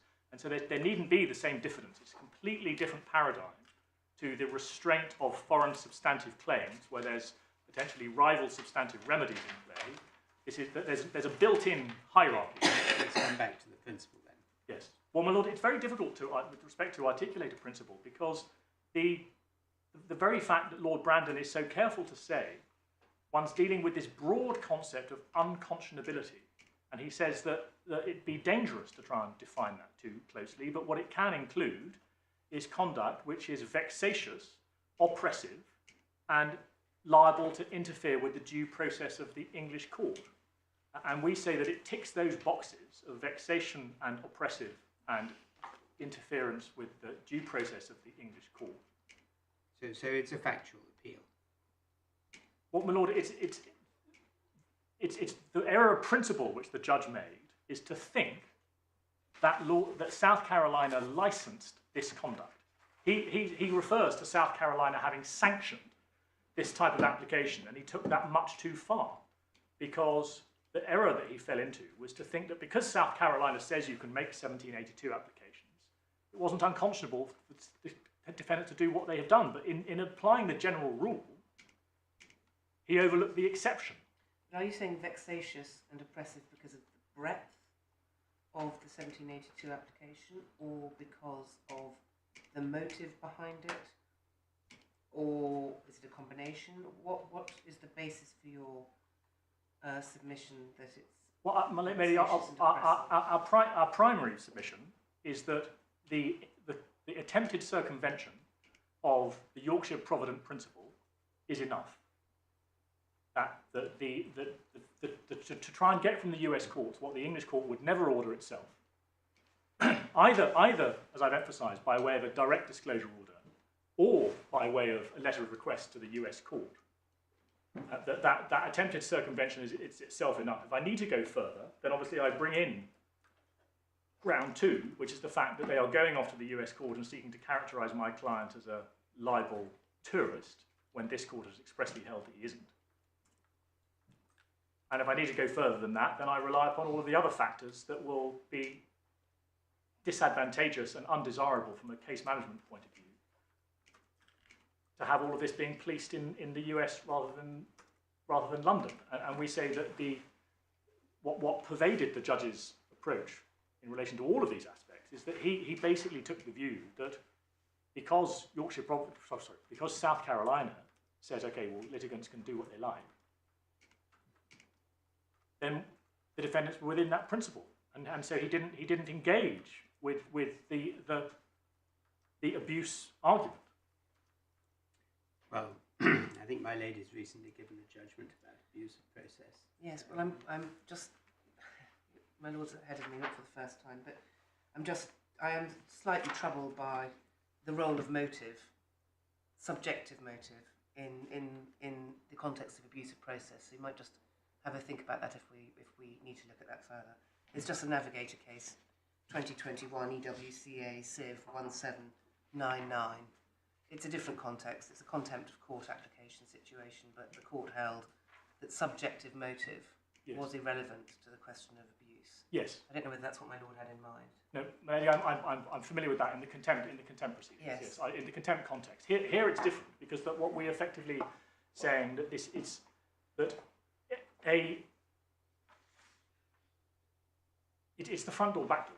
I mean, it's to achieve to seek to achieve one's objective through a route which the English court has set its face against, and that the reason why that's completely outside of South Carolina is that the reason why South Carolina, the English court, couldn't help is that it simply had no power to order the disclosure of documents which were in the hands of non-parties, which were located overseas, and they were documents which were patently relevant, certainly by the time the defence had been pleaded. And so it was obvious that there was no interference with the English procedure for the US court to lend its assistance. And so had it not been done by way of a direct 1782 application, it could have been done by way of a letter of request by the English court to the US court saying we need these documents for the fair disposal of the issues. And we do rely upon that as a useful cross-check, because we would suggest it's a very odd result if the English court, in the face of a letter of request application, would have said, of course we're not going to make this letter of request because you haven't pleaded anything. And as a matter of English procedure, we don't like fishing, we don't allow fishing, so we're not going to write a letter of request to the US court for a load of documents to see whether you can amend your defence. And it's the identical power under Section 1782 which applies to an incoming letter of request from a foreign court as it does to a direct application by a litigant, because it's designed to achieve the same thing of assist a foreign court. And we say that it's a very surprising result if an English court would say, well, I won't do it by way of letter of request, but you can, I don't see anything wrong with you going off and making that application yourself without any either guidance or restraint from the English court. And on the other side of the coin, the US court, we referred to the Intel case in the Supreme Court, says that the US court should be mindful of applications which conceal an attempt to circumvent evidence gathering restrictions and policies of the foreign court. And so the US court already has, in the 1782 context, its But isn't that a point against you? I mean, I'm just looking at South Carolina, page 37 of the report, yes, where Lord Brandon was dealing with the differences between English disclosure and discovery procedures and those in the United States. And at letter D, he recorded a submission on behalf of South Carolina that the US application was bound to fail because it went beyond the scope of the disclosure that would be available in this jurisdiction. yes. But he concluded that it wasn't possible for their lordships to decide on that. Yes. So that's rather suggests that it wasn't seen as an inevitable ground for granting an injunction in this country if that the disclosure process in the States went wider than the disclosure process would be here. No, no. But then he also says at D to E, it appears to me there may be considerable force in this contention that the US court would have thrown it out. Yes. But it's not possible for your lordships on the material to decide for yourselves. And so the High Court grappled with the issue because obviously it's invidious for a US court to be having to consider these questions as to whether or not it's abusive from the perspective of the English court, because this all has to be viewed through the perspective of English rather than US principles and jurisprudence. Good. Now, can we take stock? Yes. We've been going for an hour and a half. It's a 4-hour hearing, and I'm afraid it will not be any longer than that, whatever happens. You haven't really said much about any of the other grounds of appeal. I heard what you said a moment ago, that you only bring in libel, terrorism, and undesirable from a case management point of view if you need to. Yes. Do you want to say anything about those other grounds or directing the US court? Yes, my lord. Could I just pick up just a couple of points just about the test when applying this? Just really some references that obviously Lord Brandon referred to it being unwise to seek to define unconscionable in anything like an exhaustive manner. And Mr. Justice Mance in Bankers Trust put it this way, that the English court will not exercise any jurisdiction to restrain foreign proceedings unless satisfied that they constitute an abuse. And so I think we're agreed that abuse is the right concept. And then he goes on to say, but where they are abusive, the English court will not hesitate to restrain. And this picks up the point that there isn't this concern about comity, because if the English court thinks this is not on, this is far too wide, far too oppressive, being done for an impermissible purpose, then it shouldn't hesitate to restrain. the way it's put by Mr. Justice Mailed at paragraph 59 of Draymore is to refer to the foreign proceedings constituting as a matter of English law unconscionable conduct. So one looked at it always from the perspective of English law and emphasises all of the circumstances. And then at 71, the importance of protecting the fairness and integrity of the court's own proceedings. And we do rely upon that concept of fairness and integrity. That English libel law strikes a balance between the interests of the claimant in protecting his reputation and the defendant in trying to defend what has been said and uphold principles of freedom of expression. And the balance has been struck under English law in a particular way. Different jurisdictions have struck it differently. But it's those fundamental principles of libel law which then feed into the procedural rules about pleading and disclosure.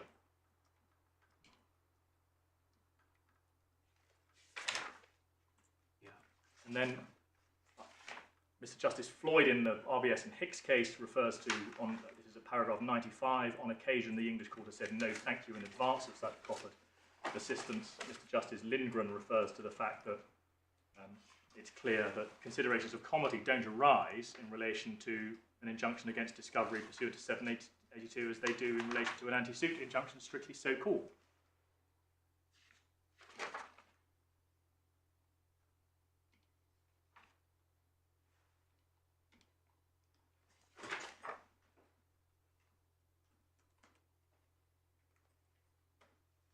And well, just on the banking confidentiality point, if we could look at authorities, tab 12, page 182.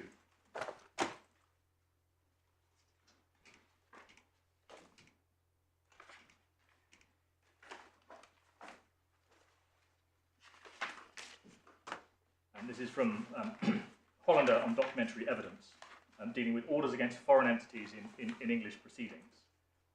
And dealing with the question of the court's approach to the order of the disclosure of documents relating to a bank account where the bank account is itself held overseas. And then second paragraph under 29015, the position of the witness who can be served in the jurisdiction but whose business and documents are located abroad is a different one. In McKinnon, the claimant issued a subpoena against a US bank with a branch in London requiring the bank to allow the claimant to inspect books regarding the accounts of the claimant. The court discharged the order. Mr. Justice Hoffman said it didn't follow from the fact the bank was served in the jurisdiction that the court would make orders without territorial limit. The court would not usually order a third party to disclose documents relating to a foreign business when the documents were outside the jurisdiction.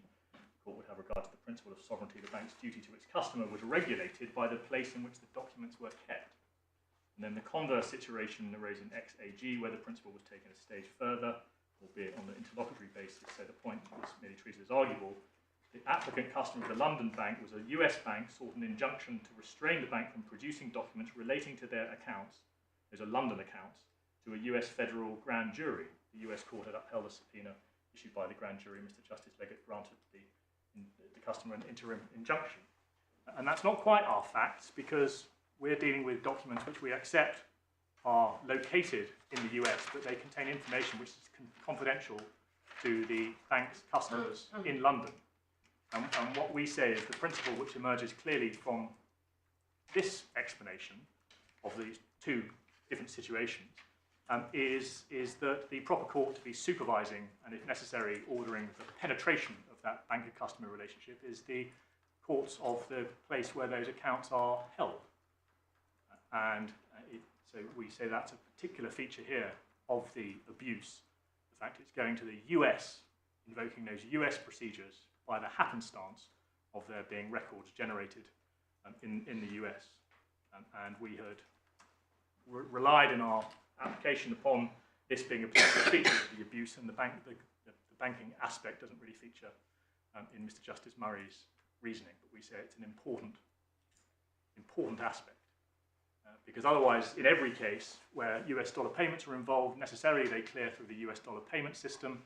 It will always be open to a litigant in London to try and circumvent any of the supervision of an English court by applying to the US for the self-same information about movements on a London account.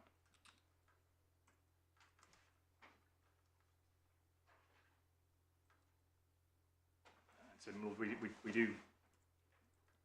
rely heavily on that as a point of principle, fits most naturally as an exacerbating factor under ground 1 as to the impermissible purpose to seek confidential banking information in the hands of a correspondent bank, thereby circumventing any of the supervision of the local court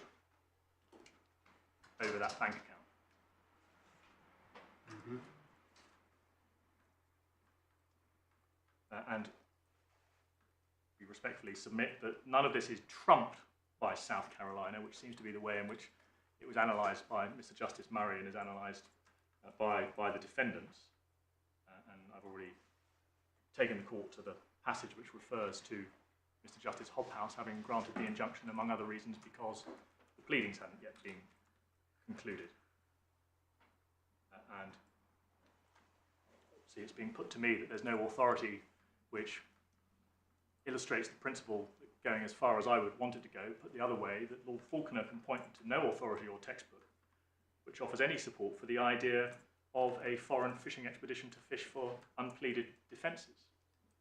And that we say that when one analyses the role of the US court as being supportive to and ancillary to the English court, it's obvious why it's permissible and appropriate for the English court to say, well, no, this is abusive. You're engaging procedures which are designed to assist us, but in a manner where if we had those powers ourselves, we wouldn't exercise them in your favour.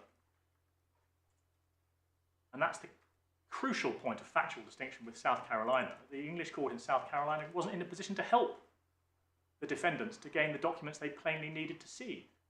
Here, the English court has all the powers it needs, but it has good reason not to exercise them in favour of a defendant who hasn't yet pleaded a defence of truth to any of those allegations. And we say that is a distinction of real principle between a case where it just so happens that the US court has broader powers which can be used, and a case such as this one where the English court isn't in any way devoid of the necessary powers.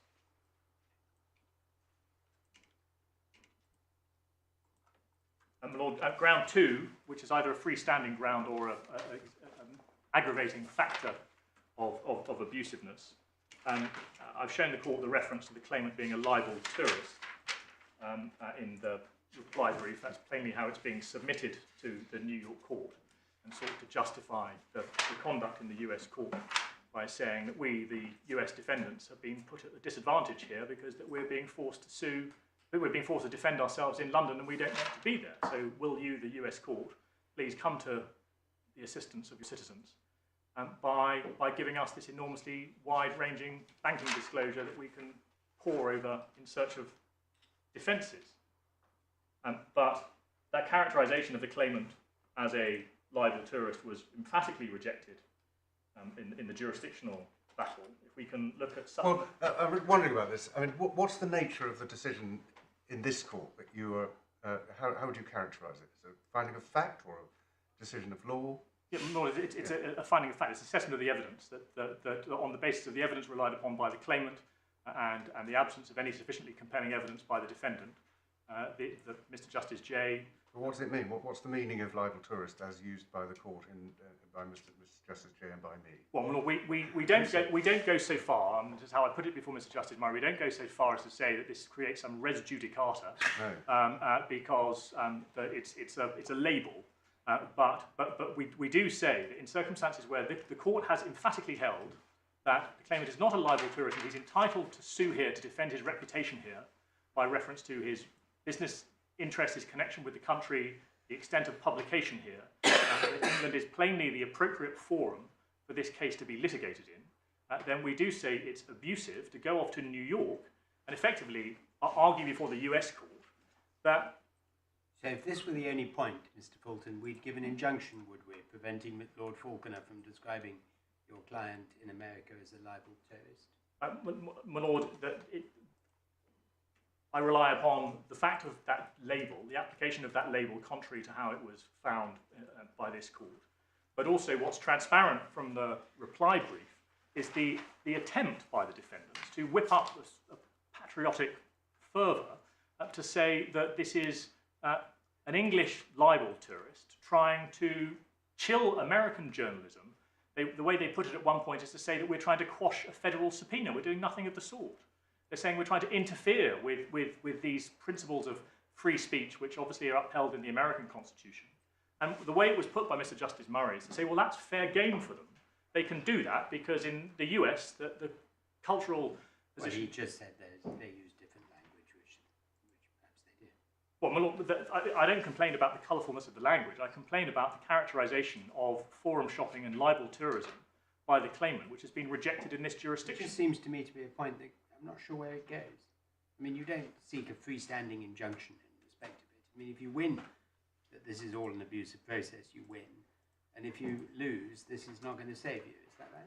Well, my lord, we do say that if I lost on 1 and 2, then lost on 1, then 2 would be a freestanding ground because it's the abusive relitigation of a characterisation of the claimant's conduct which has been rejected. So it entitles you to an injunction. Yes, because By itself. Because that's our primary position, but it also, my lord, obviously, perhaps a more realistic one, is that it goes into the mix with these other factors. Yeah. Okay. The claimants are not pursuing a 1782 application with moderation and restraint, saying we're in difficulties because there are foreign located documents here and we just need to see them. What they're doing is a combination of the impermissible fishing for unpleaded defences coupled with arguments before the US court, which have been rejected by this court. And obviously, if there was a res judicata case, that would be a plain case for an injunction. That would be category 1 of the 2 categories that we were looking at, because that would be an infringement of an actual right arising out of the res judicata. Here we say more loosely that it's an abuse to characterise it in that way. And we say that the judge's response to that with respect to him doesn't meet the point. Because to say, well, it works differently in the US, that they have different policies about freedom of speech and different cultural norms, but that's precisely the point. That's our complaint. What the defendants are trying to do is to have this transatlantic hybrid process, whereby not only the procedures of the US court, but also aspects of their cultural norms are brought into play in order to infect a straightforward English libel action. And we say maybe that a straightforward English libel action would not be a very accurate denomination, do you think? well, my lord, a libel action which is proceeding according to ordinary English law and procedure.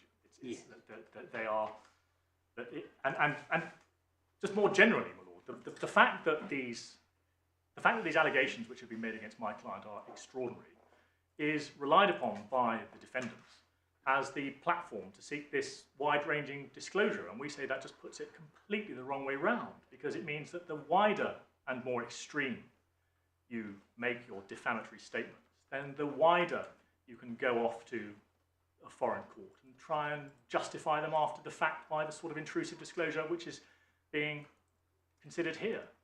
And we say that the English court needs to set its face against that and say, we completely accept that the US court can provide a jolly useful service to us in supplementing the powers that we have already, making use of powers which perhaps we lack entirely. The deposition can obviously be useful in principle, although one sees from the cases the courts are particularly quick to restrain them because they do have the potential to be oppressive and vexatious, particularly if the witnesses in question are going to be called at the trial itself. They have to be cross-examined twice. And so the English court can say, well, we value the opportunity for the US court to assist us. What we won't tolerate, and we will restrain by injunction, is litigants who go off to the US court seeking orders of this nature for the avowed purpose of amending their case and refusing to accept what the English court has already said about the fact that the claimant's properly suing here as he's entitled to.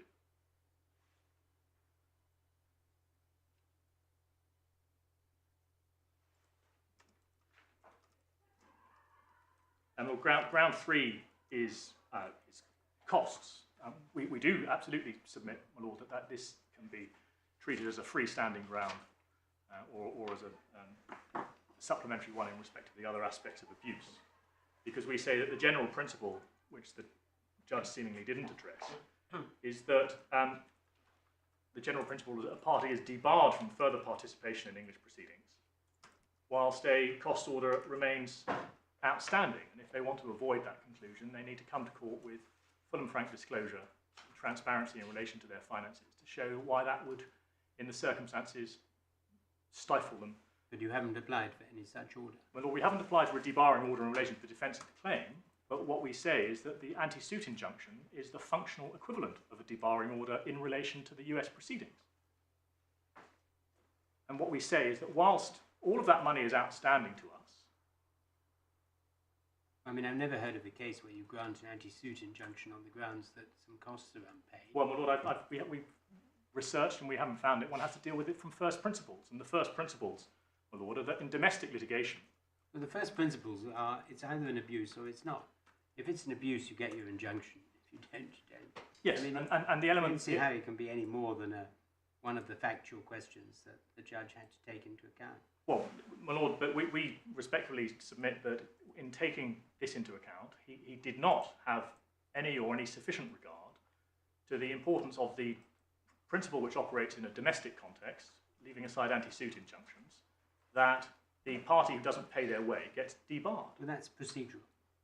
Well, it's procedural, but it's relied upon as the basis for the anti-suit injunction, applying that rationale by analogy.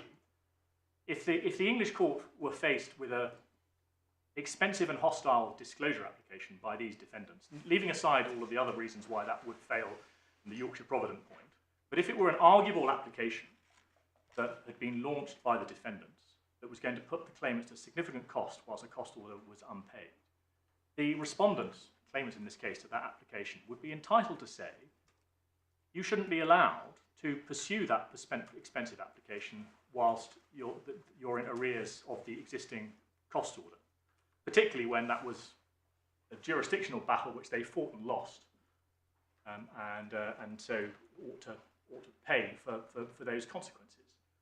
And so that would be the position in London if the claimant were faced with an expensive application which was going to put the claimant to yet further costs.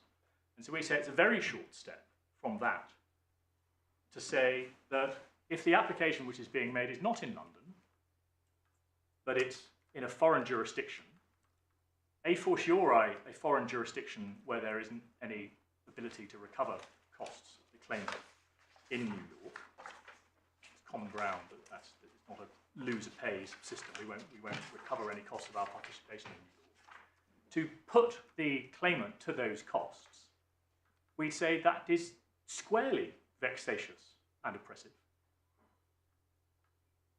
I mean, we've cited in the domestic context Tom State and Wojciechowski, which is Authorities 10. That starts at page 125. The relevant legal principles begin at paragraph 12.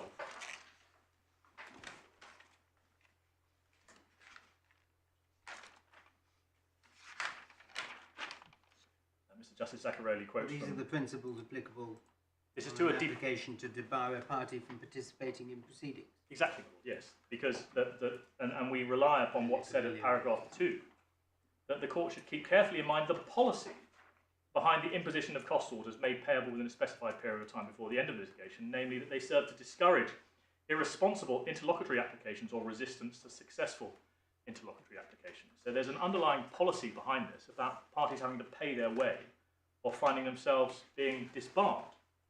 And the court will weigh up all the circumstances, but the party respondent to a debarring application seeking to resist it has to come to court with proper evidence of their means. This is at paragraph 4.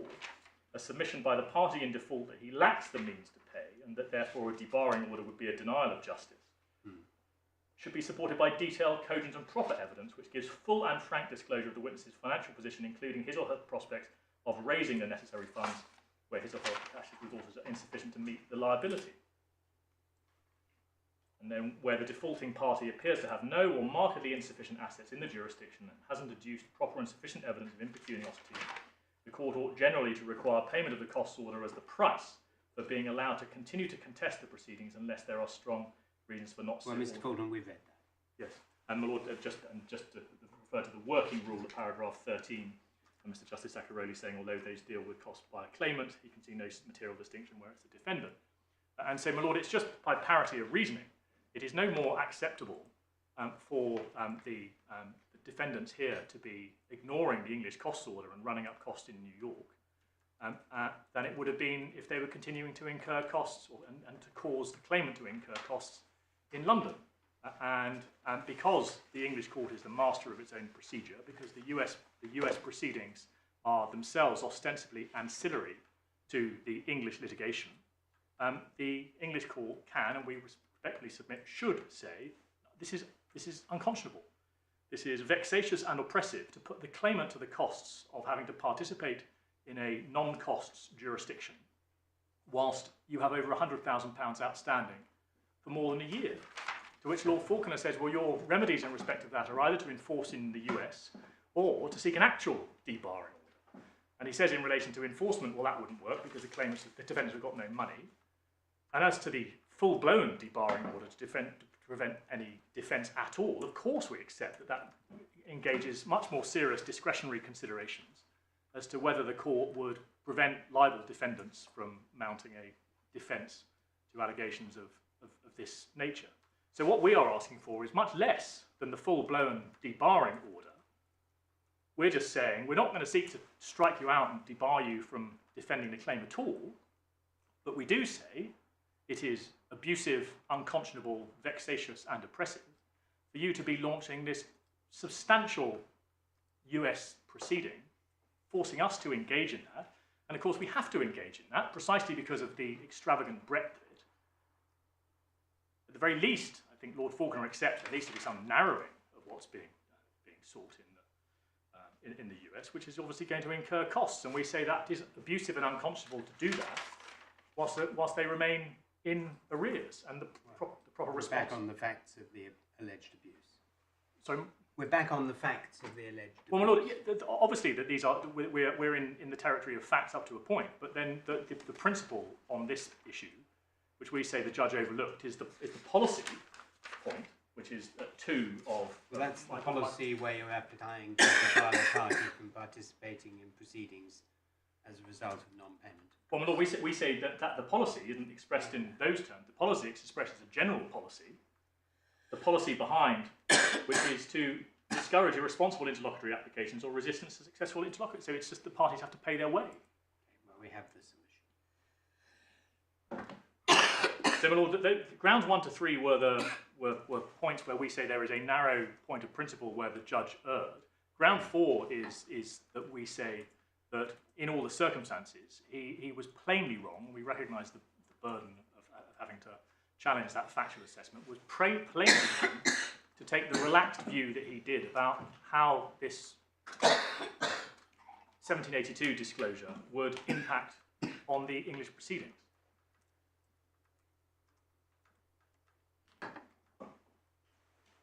And We'll just Sorry. see if her ladyship wants to actually... Just let Mr. Fulton finish and then perhaps a break. Yeah. Keep going. And this, if it weren't for the other points, this would be the sort of the more familiar type of appeal to say that yes, he had a discretion, but it's only within bounds, and he was plainly wrong to reach the result he did.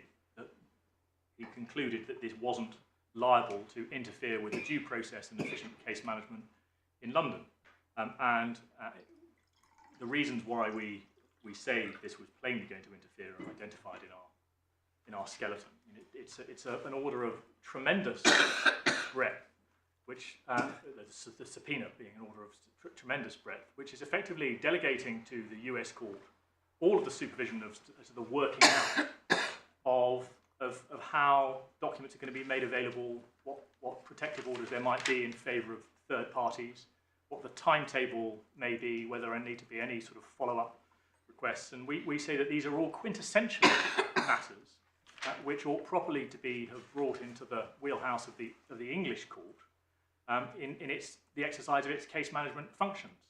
And it is a very long way from the discrete category of documents considered in South Carolina, and much closer to the obviously factually different, but what was nevertheless held to be overly burdensome and disruptive applications which were restrained in Dalmala and Omega.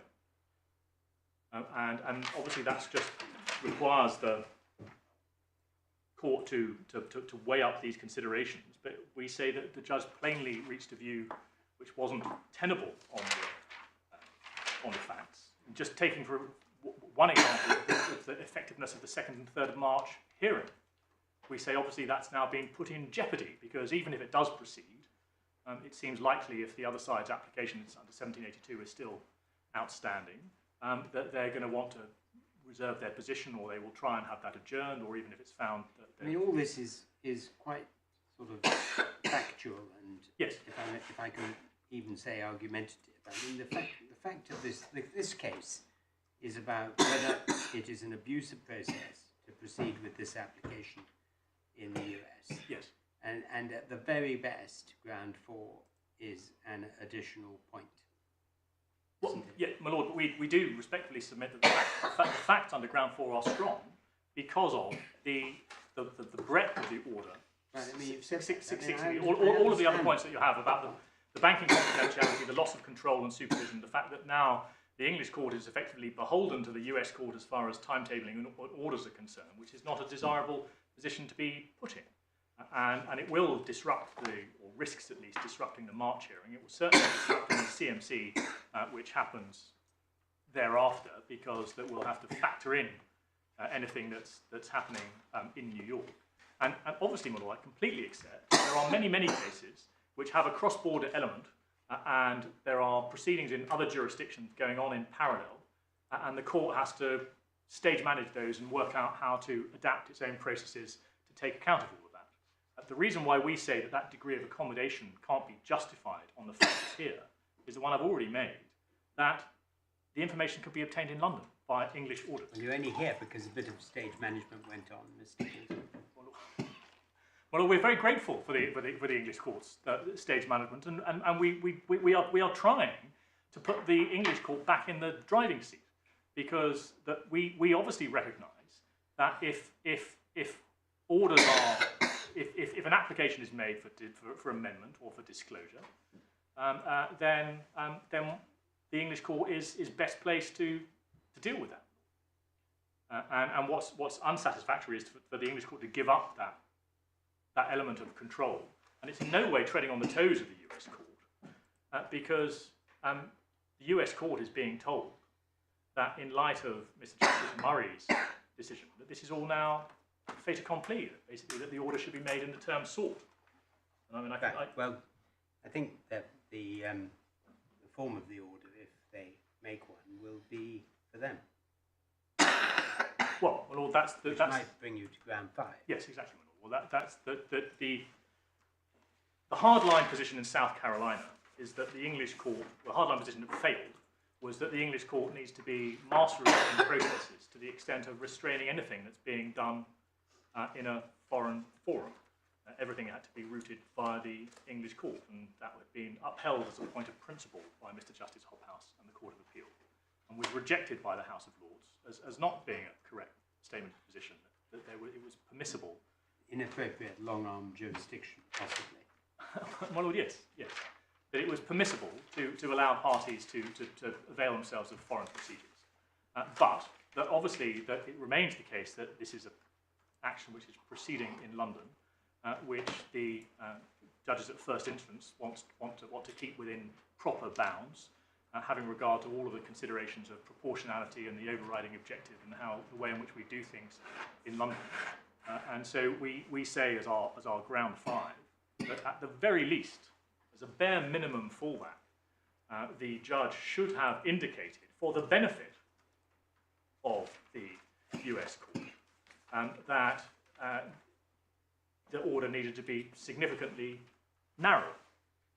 I mean, to take one obvious example, there is no evidence whatsoever put before the US court to justify the disclosure of Mr. Soriano's personal bank accounts.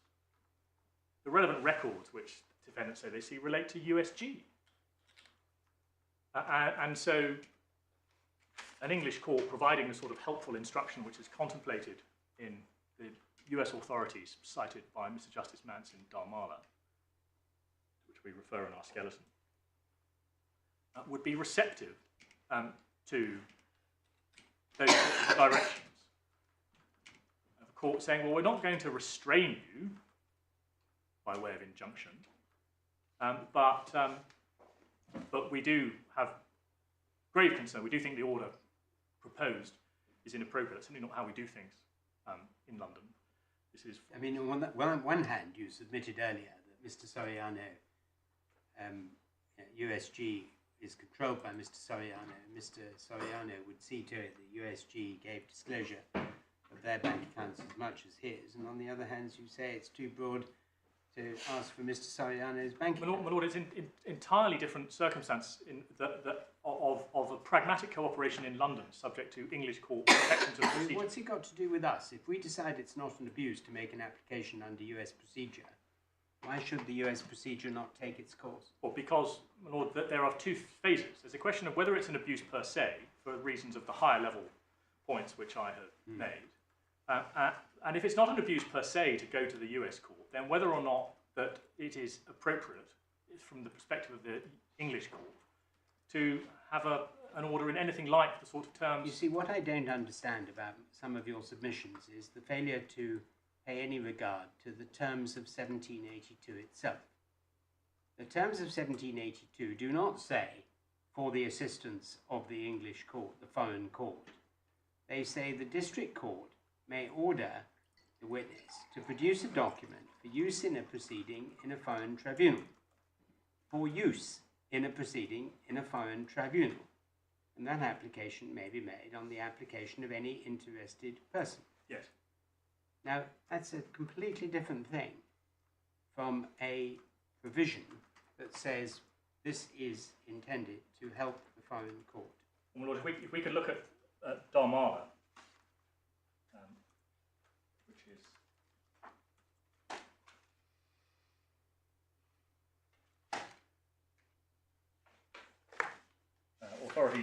Authorities Bundle 4, and if we could look at page 54.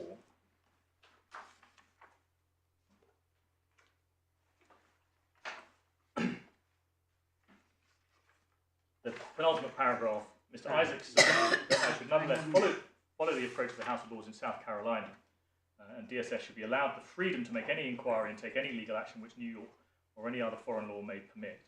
And then 4 lines down, Mr. Isaacs submits that if this is objectionable at all, then the right course is for the plaintiff or their parent and associate company to raise the objection in New York. And he says this merits close consideration. However, the suggested course would itself mean a substantial application to the New York court, which would start with the disadvantage that it was considerably less familiar both with the English proceedings and with English procedure than this court. He also goes on 3 lines down, I understand moreover that there will be no right to recover costs in New York. And then he goes on, I'm further assisted at this point by the US court's own attitude. And he refers to Euramipa, and he cites from Euramipa, which says that because the French court, in that case it was 1782 ancillary to French proceedings, because the French court can always enjoin the applicant from pursuing discovery in a manner which violates the judicial policies or can simply refuse to consider any evidence that it gathers by what might be under French procedures an unacceptable practice. We don't think that the district court's concern for trespassing upon the prerogatives of French sovereignty should have weighed so heavily in its decision. It went on to say, if you could just, lady, if you could just read those 2 other citations.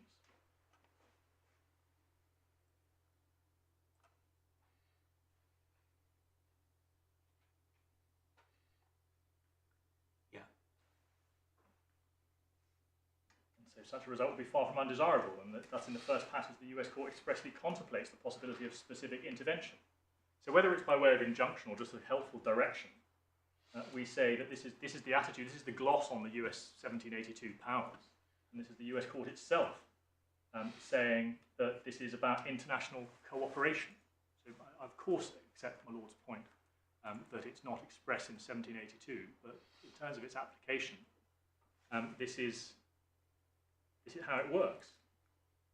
And then similarly, this is what I had referred to, Intel.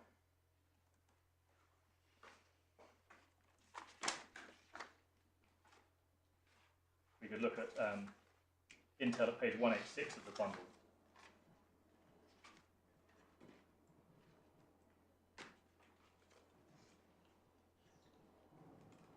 So I beg your pardon, 188. This is the judgment of Justice Ginsburg. In the right-hand column, the court presented with a 1782 request may consider the nature of the foreign tribunal, the character of proceedings, and the receptivity of the foreign government, court, or agency to federal court judicial assistance. So expressed clearly there in terms of assistance, and this is the US Supreme Court. This is the leading case now on the operation of 1782.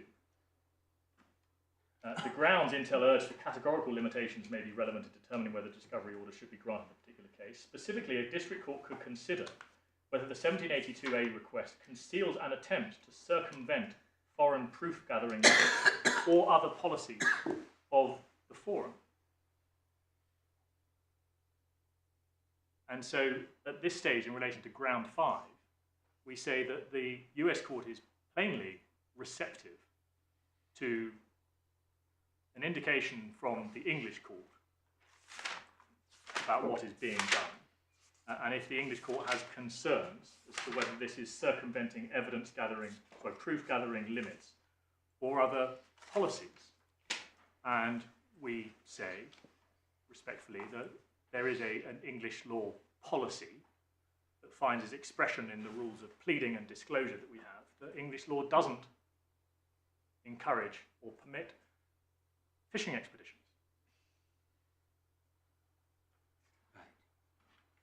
And so that it brings us back to the beginning, doesn't it? Well, my lord, it brings us back to the beginning in an attenuated way, because at this stage in the argument, we're saying that the court doesn't need to go so far as to enjoin the 1782 application. It can leave these matters to be debated before the US court, and it may be the US court could potentially be persuaded that this is impermissible and should be rejected out of hand. But we say that the problem with Mr. Justice Murray's approach, which we say was wrong in principle because it failed to have regard to the importance of the authorities referred to by Mr. Justice Mance and the importance of the English court having control of its own process so far as appropriate, that he should have given an indication saying, well, I'm not going to restrain the proceedings because that they can go forward, but I certainly will indicate that they need to be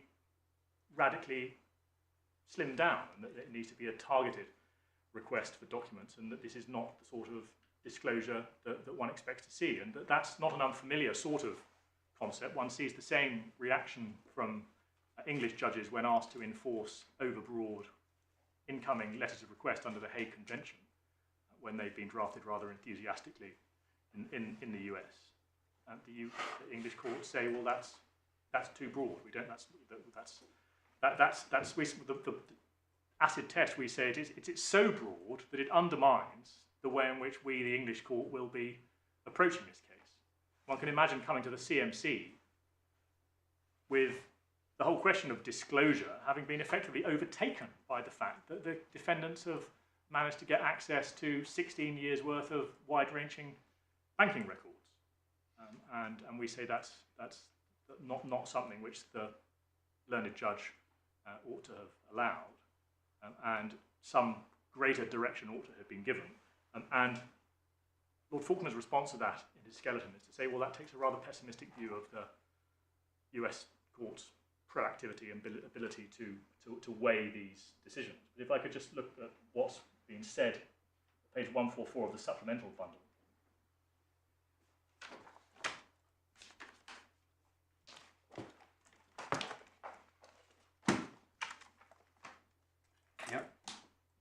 This is the letter written to the presiding judge in the New York court in the wake of the Mr Justice Murray's decision, one sees at the bottom of the first paragraph, today the UK High Court denied the anti-suit application. And then the UK High Court's order also confirms the lack of merit to Soriano's argument that it seeks to circumvent proof-gathering restrictions. Specifically acknowledged that petitions pursuing a legitimate means, quoting from South Carolina, legitimate to seek the foreign courts. And then as set forth in petitioner's prior briefs, because petitioner's application satisfies all of the statutory requirements for issuance of discovery pursuant to 1782, and all discretionary factors also weigh in favour of discovery, the application should be granted.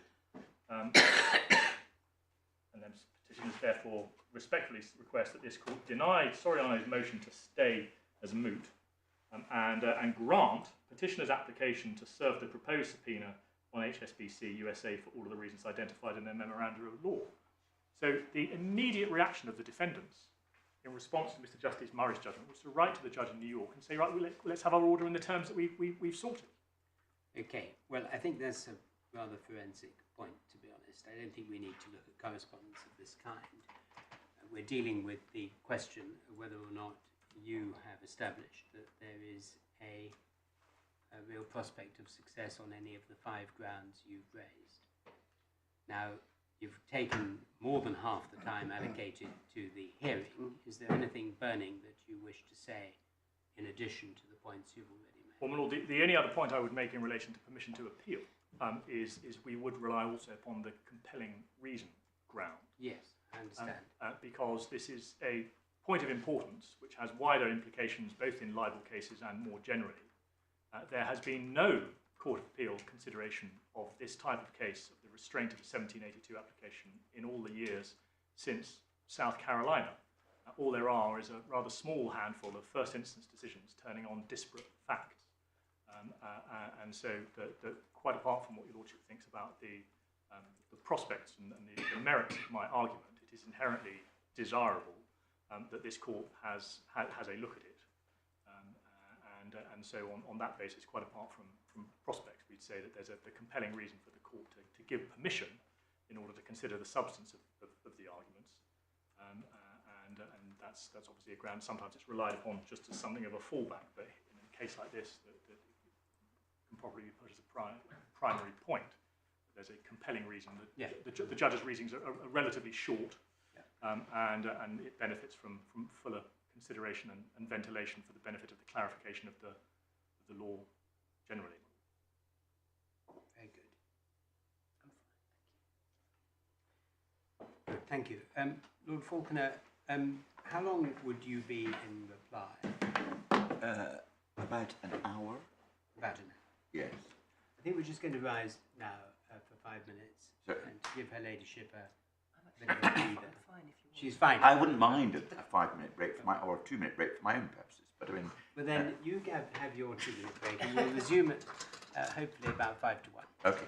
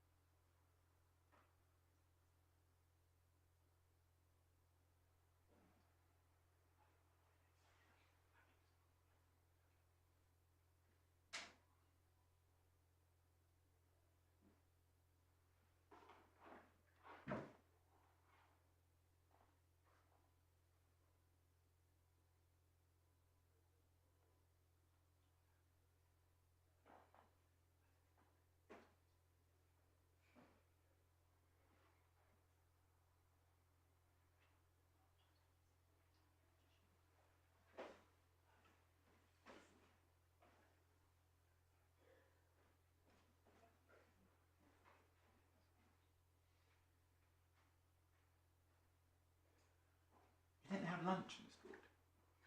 How was that? Didn't they have lunch in this court? Or do we don't have lunch, we just go... Oh, well, yeah, I did that. 1 o'clock is a commonly used time for lunch in the Royal Courts of Justice, but I'm not complaining.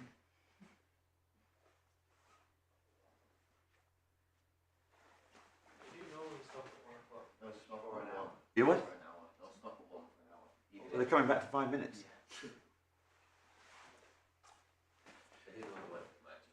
You what?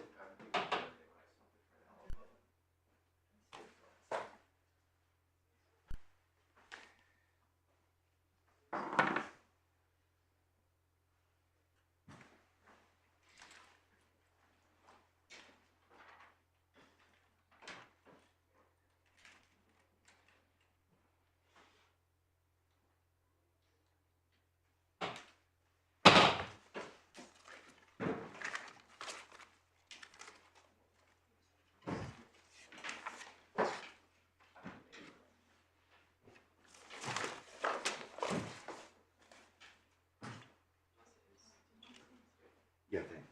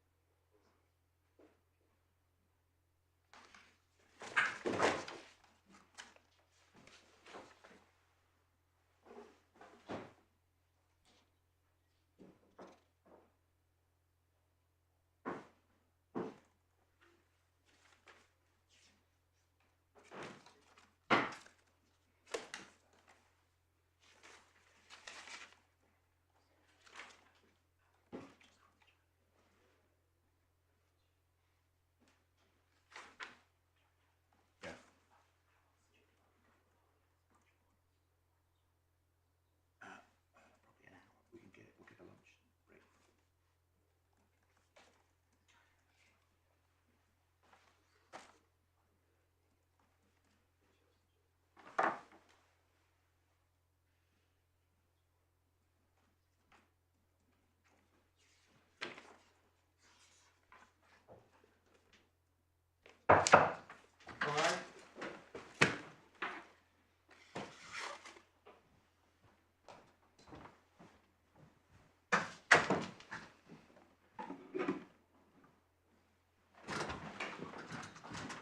So, Lord Faulkner, before you start, we thought we might give an indication of where we are with all this on the permission application. We're minded at the moment, subject to anything you say, to give permission on grounds 1, 3, 4 and 5, not on the libel tourism ground. So you needn't spend much time on that. Obviously, we'll listen to anything you say, and we're happy to give you 6 minutes before the short adjournment. Very much obliged. Leaving only 54 minutes afterwards, and we must rise at 3:30 today. My lord, do I understand from on the basis that you're minded to give permission, then I should really be fighting the battle in relation to those grounds on the substance of it? I'm more than happy to do that. Well, and I've assumed this is a rolled up application. Yes. So that what we would be doing would be just fighting on the appeal, and I indicated to my learned friend that I wouldn't mind if he basically brought the whole appeal out at this particular point. Well, so, I think his arguments have been based on showing his appeal is a good appeal. Yes, indeed. And your arguments should be based on showing Showing it's a bad appeal, indeed, my lord. I'm happy to deal with it on that basis, and I will make no submissions on that basis in relation to libel tourism, on the basis that unless my learned friend comes back with something, take my chance on that one. My lord, I would submit there's an obvious legitimate purpose for the 1782 application, as far as the defendants are concerned, it's to get evidence of a link between the claimant and a convicted hacker.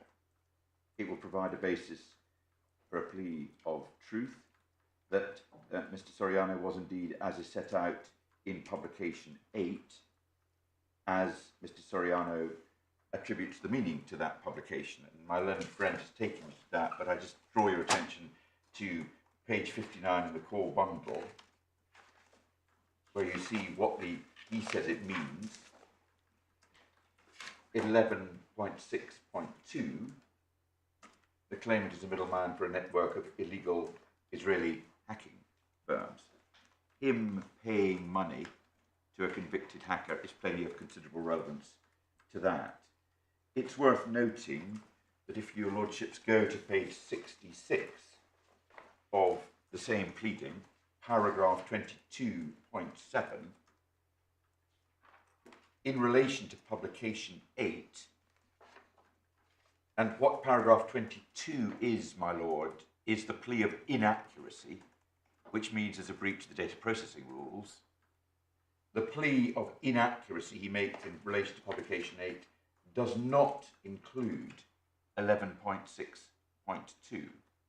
So even though he says that publication 8 is libelous because it carries the meaning in 11.6.2, he doesn't say that is inaccurate for the purposes of data processing. I would submit the obvious reason that he's done that is because he doesn't want to undertake the burden of proof in relation to establishing that he was not the centre of a group of hackers. It doesn't take the point much further, and it's something he's entitled to do in relation to it. In relation to the defence, my learned friend has taken you to the relevant parts of the pleading.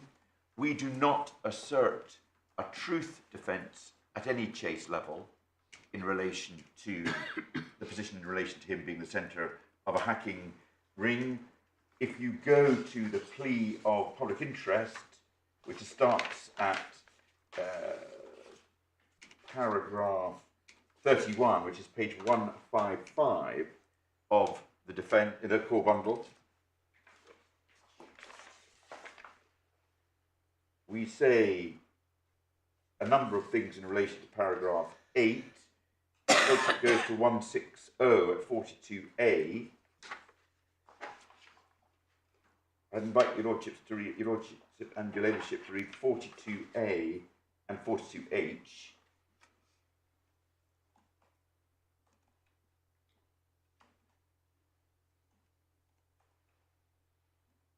So the current, stop me if I'm going too fast. You just haven't got to H, Sorry. Yeah. The current position on the pleadings is Mr. Soriano says you're alleging I'm a centre of a network of hackers. We're not pleading truth in relation to that. We are pleading public interest defence, saying we did research, we had material to back up a public interest defence, but not a truth defence. He, on the 2nd and 3rd of March, seeks the court to determine his meaning is right and also to strike out all of the public interest defence. If your lordships go to, in the second supplementary bundle, at page 207,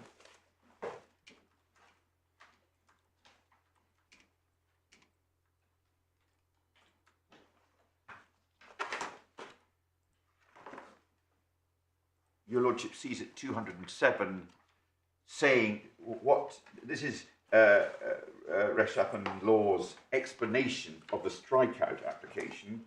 You'll find the strikeout application at 191 in the bundle. What in effect Mr. Reshappen says in his letter is we want to strike out all your meanings, that's all the defendant's meanings, and then if you go over the page exactly as Mr. Fulton said at 208, and your strikeout, your public interest defence should be struck out as well because it doesn't focus on the right things. it's a separate, they're not entirely separate basis of strikeout from that of truth. The significance of drawing your lordship's attention to that is that the defendants have been keen to get the material from America before the 2nd and 3rd of March, because I'm not saying this is likely to happen, could happen, that the defendants could end up, if these applications succeed, with their truth defence, the meaning defence gone, or it's not really a defence, the meaning's gone, and the public interest defence struck out.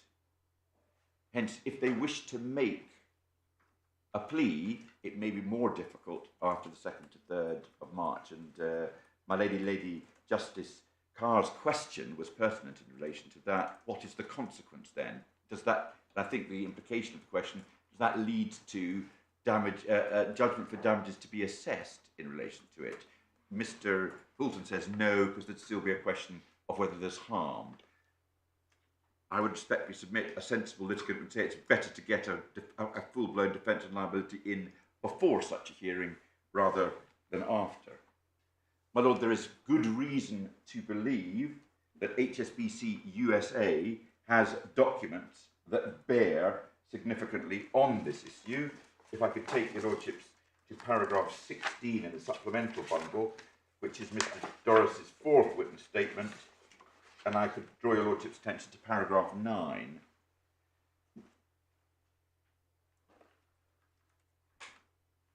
Paragraph 9 shows that payments were made from USG, which Mr. Fulton has indicated Mr. Soriano controls, to Panelos, a company incorporated in St. Vincent and the Grenadines, which I understand to be associated with Mr. Azari, and the payments were made from Panelos to Aviram Hawk Consulting Operations, a company incorporated in Israel, which also appears to be associated with Mr. Azari, which bears his first name.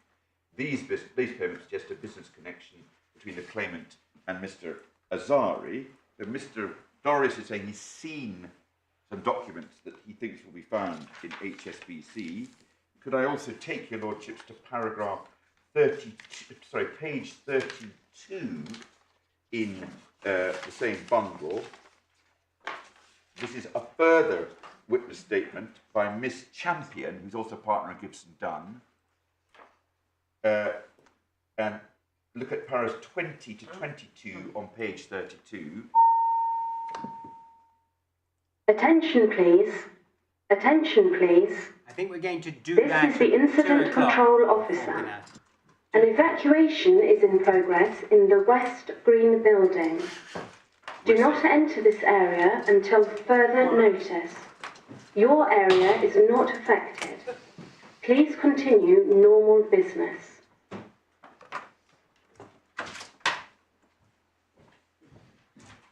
Attention, please. Attention, please. Was it 2 o'clock? Yeah, okay. This is the incident control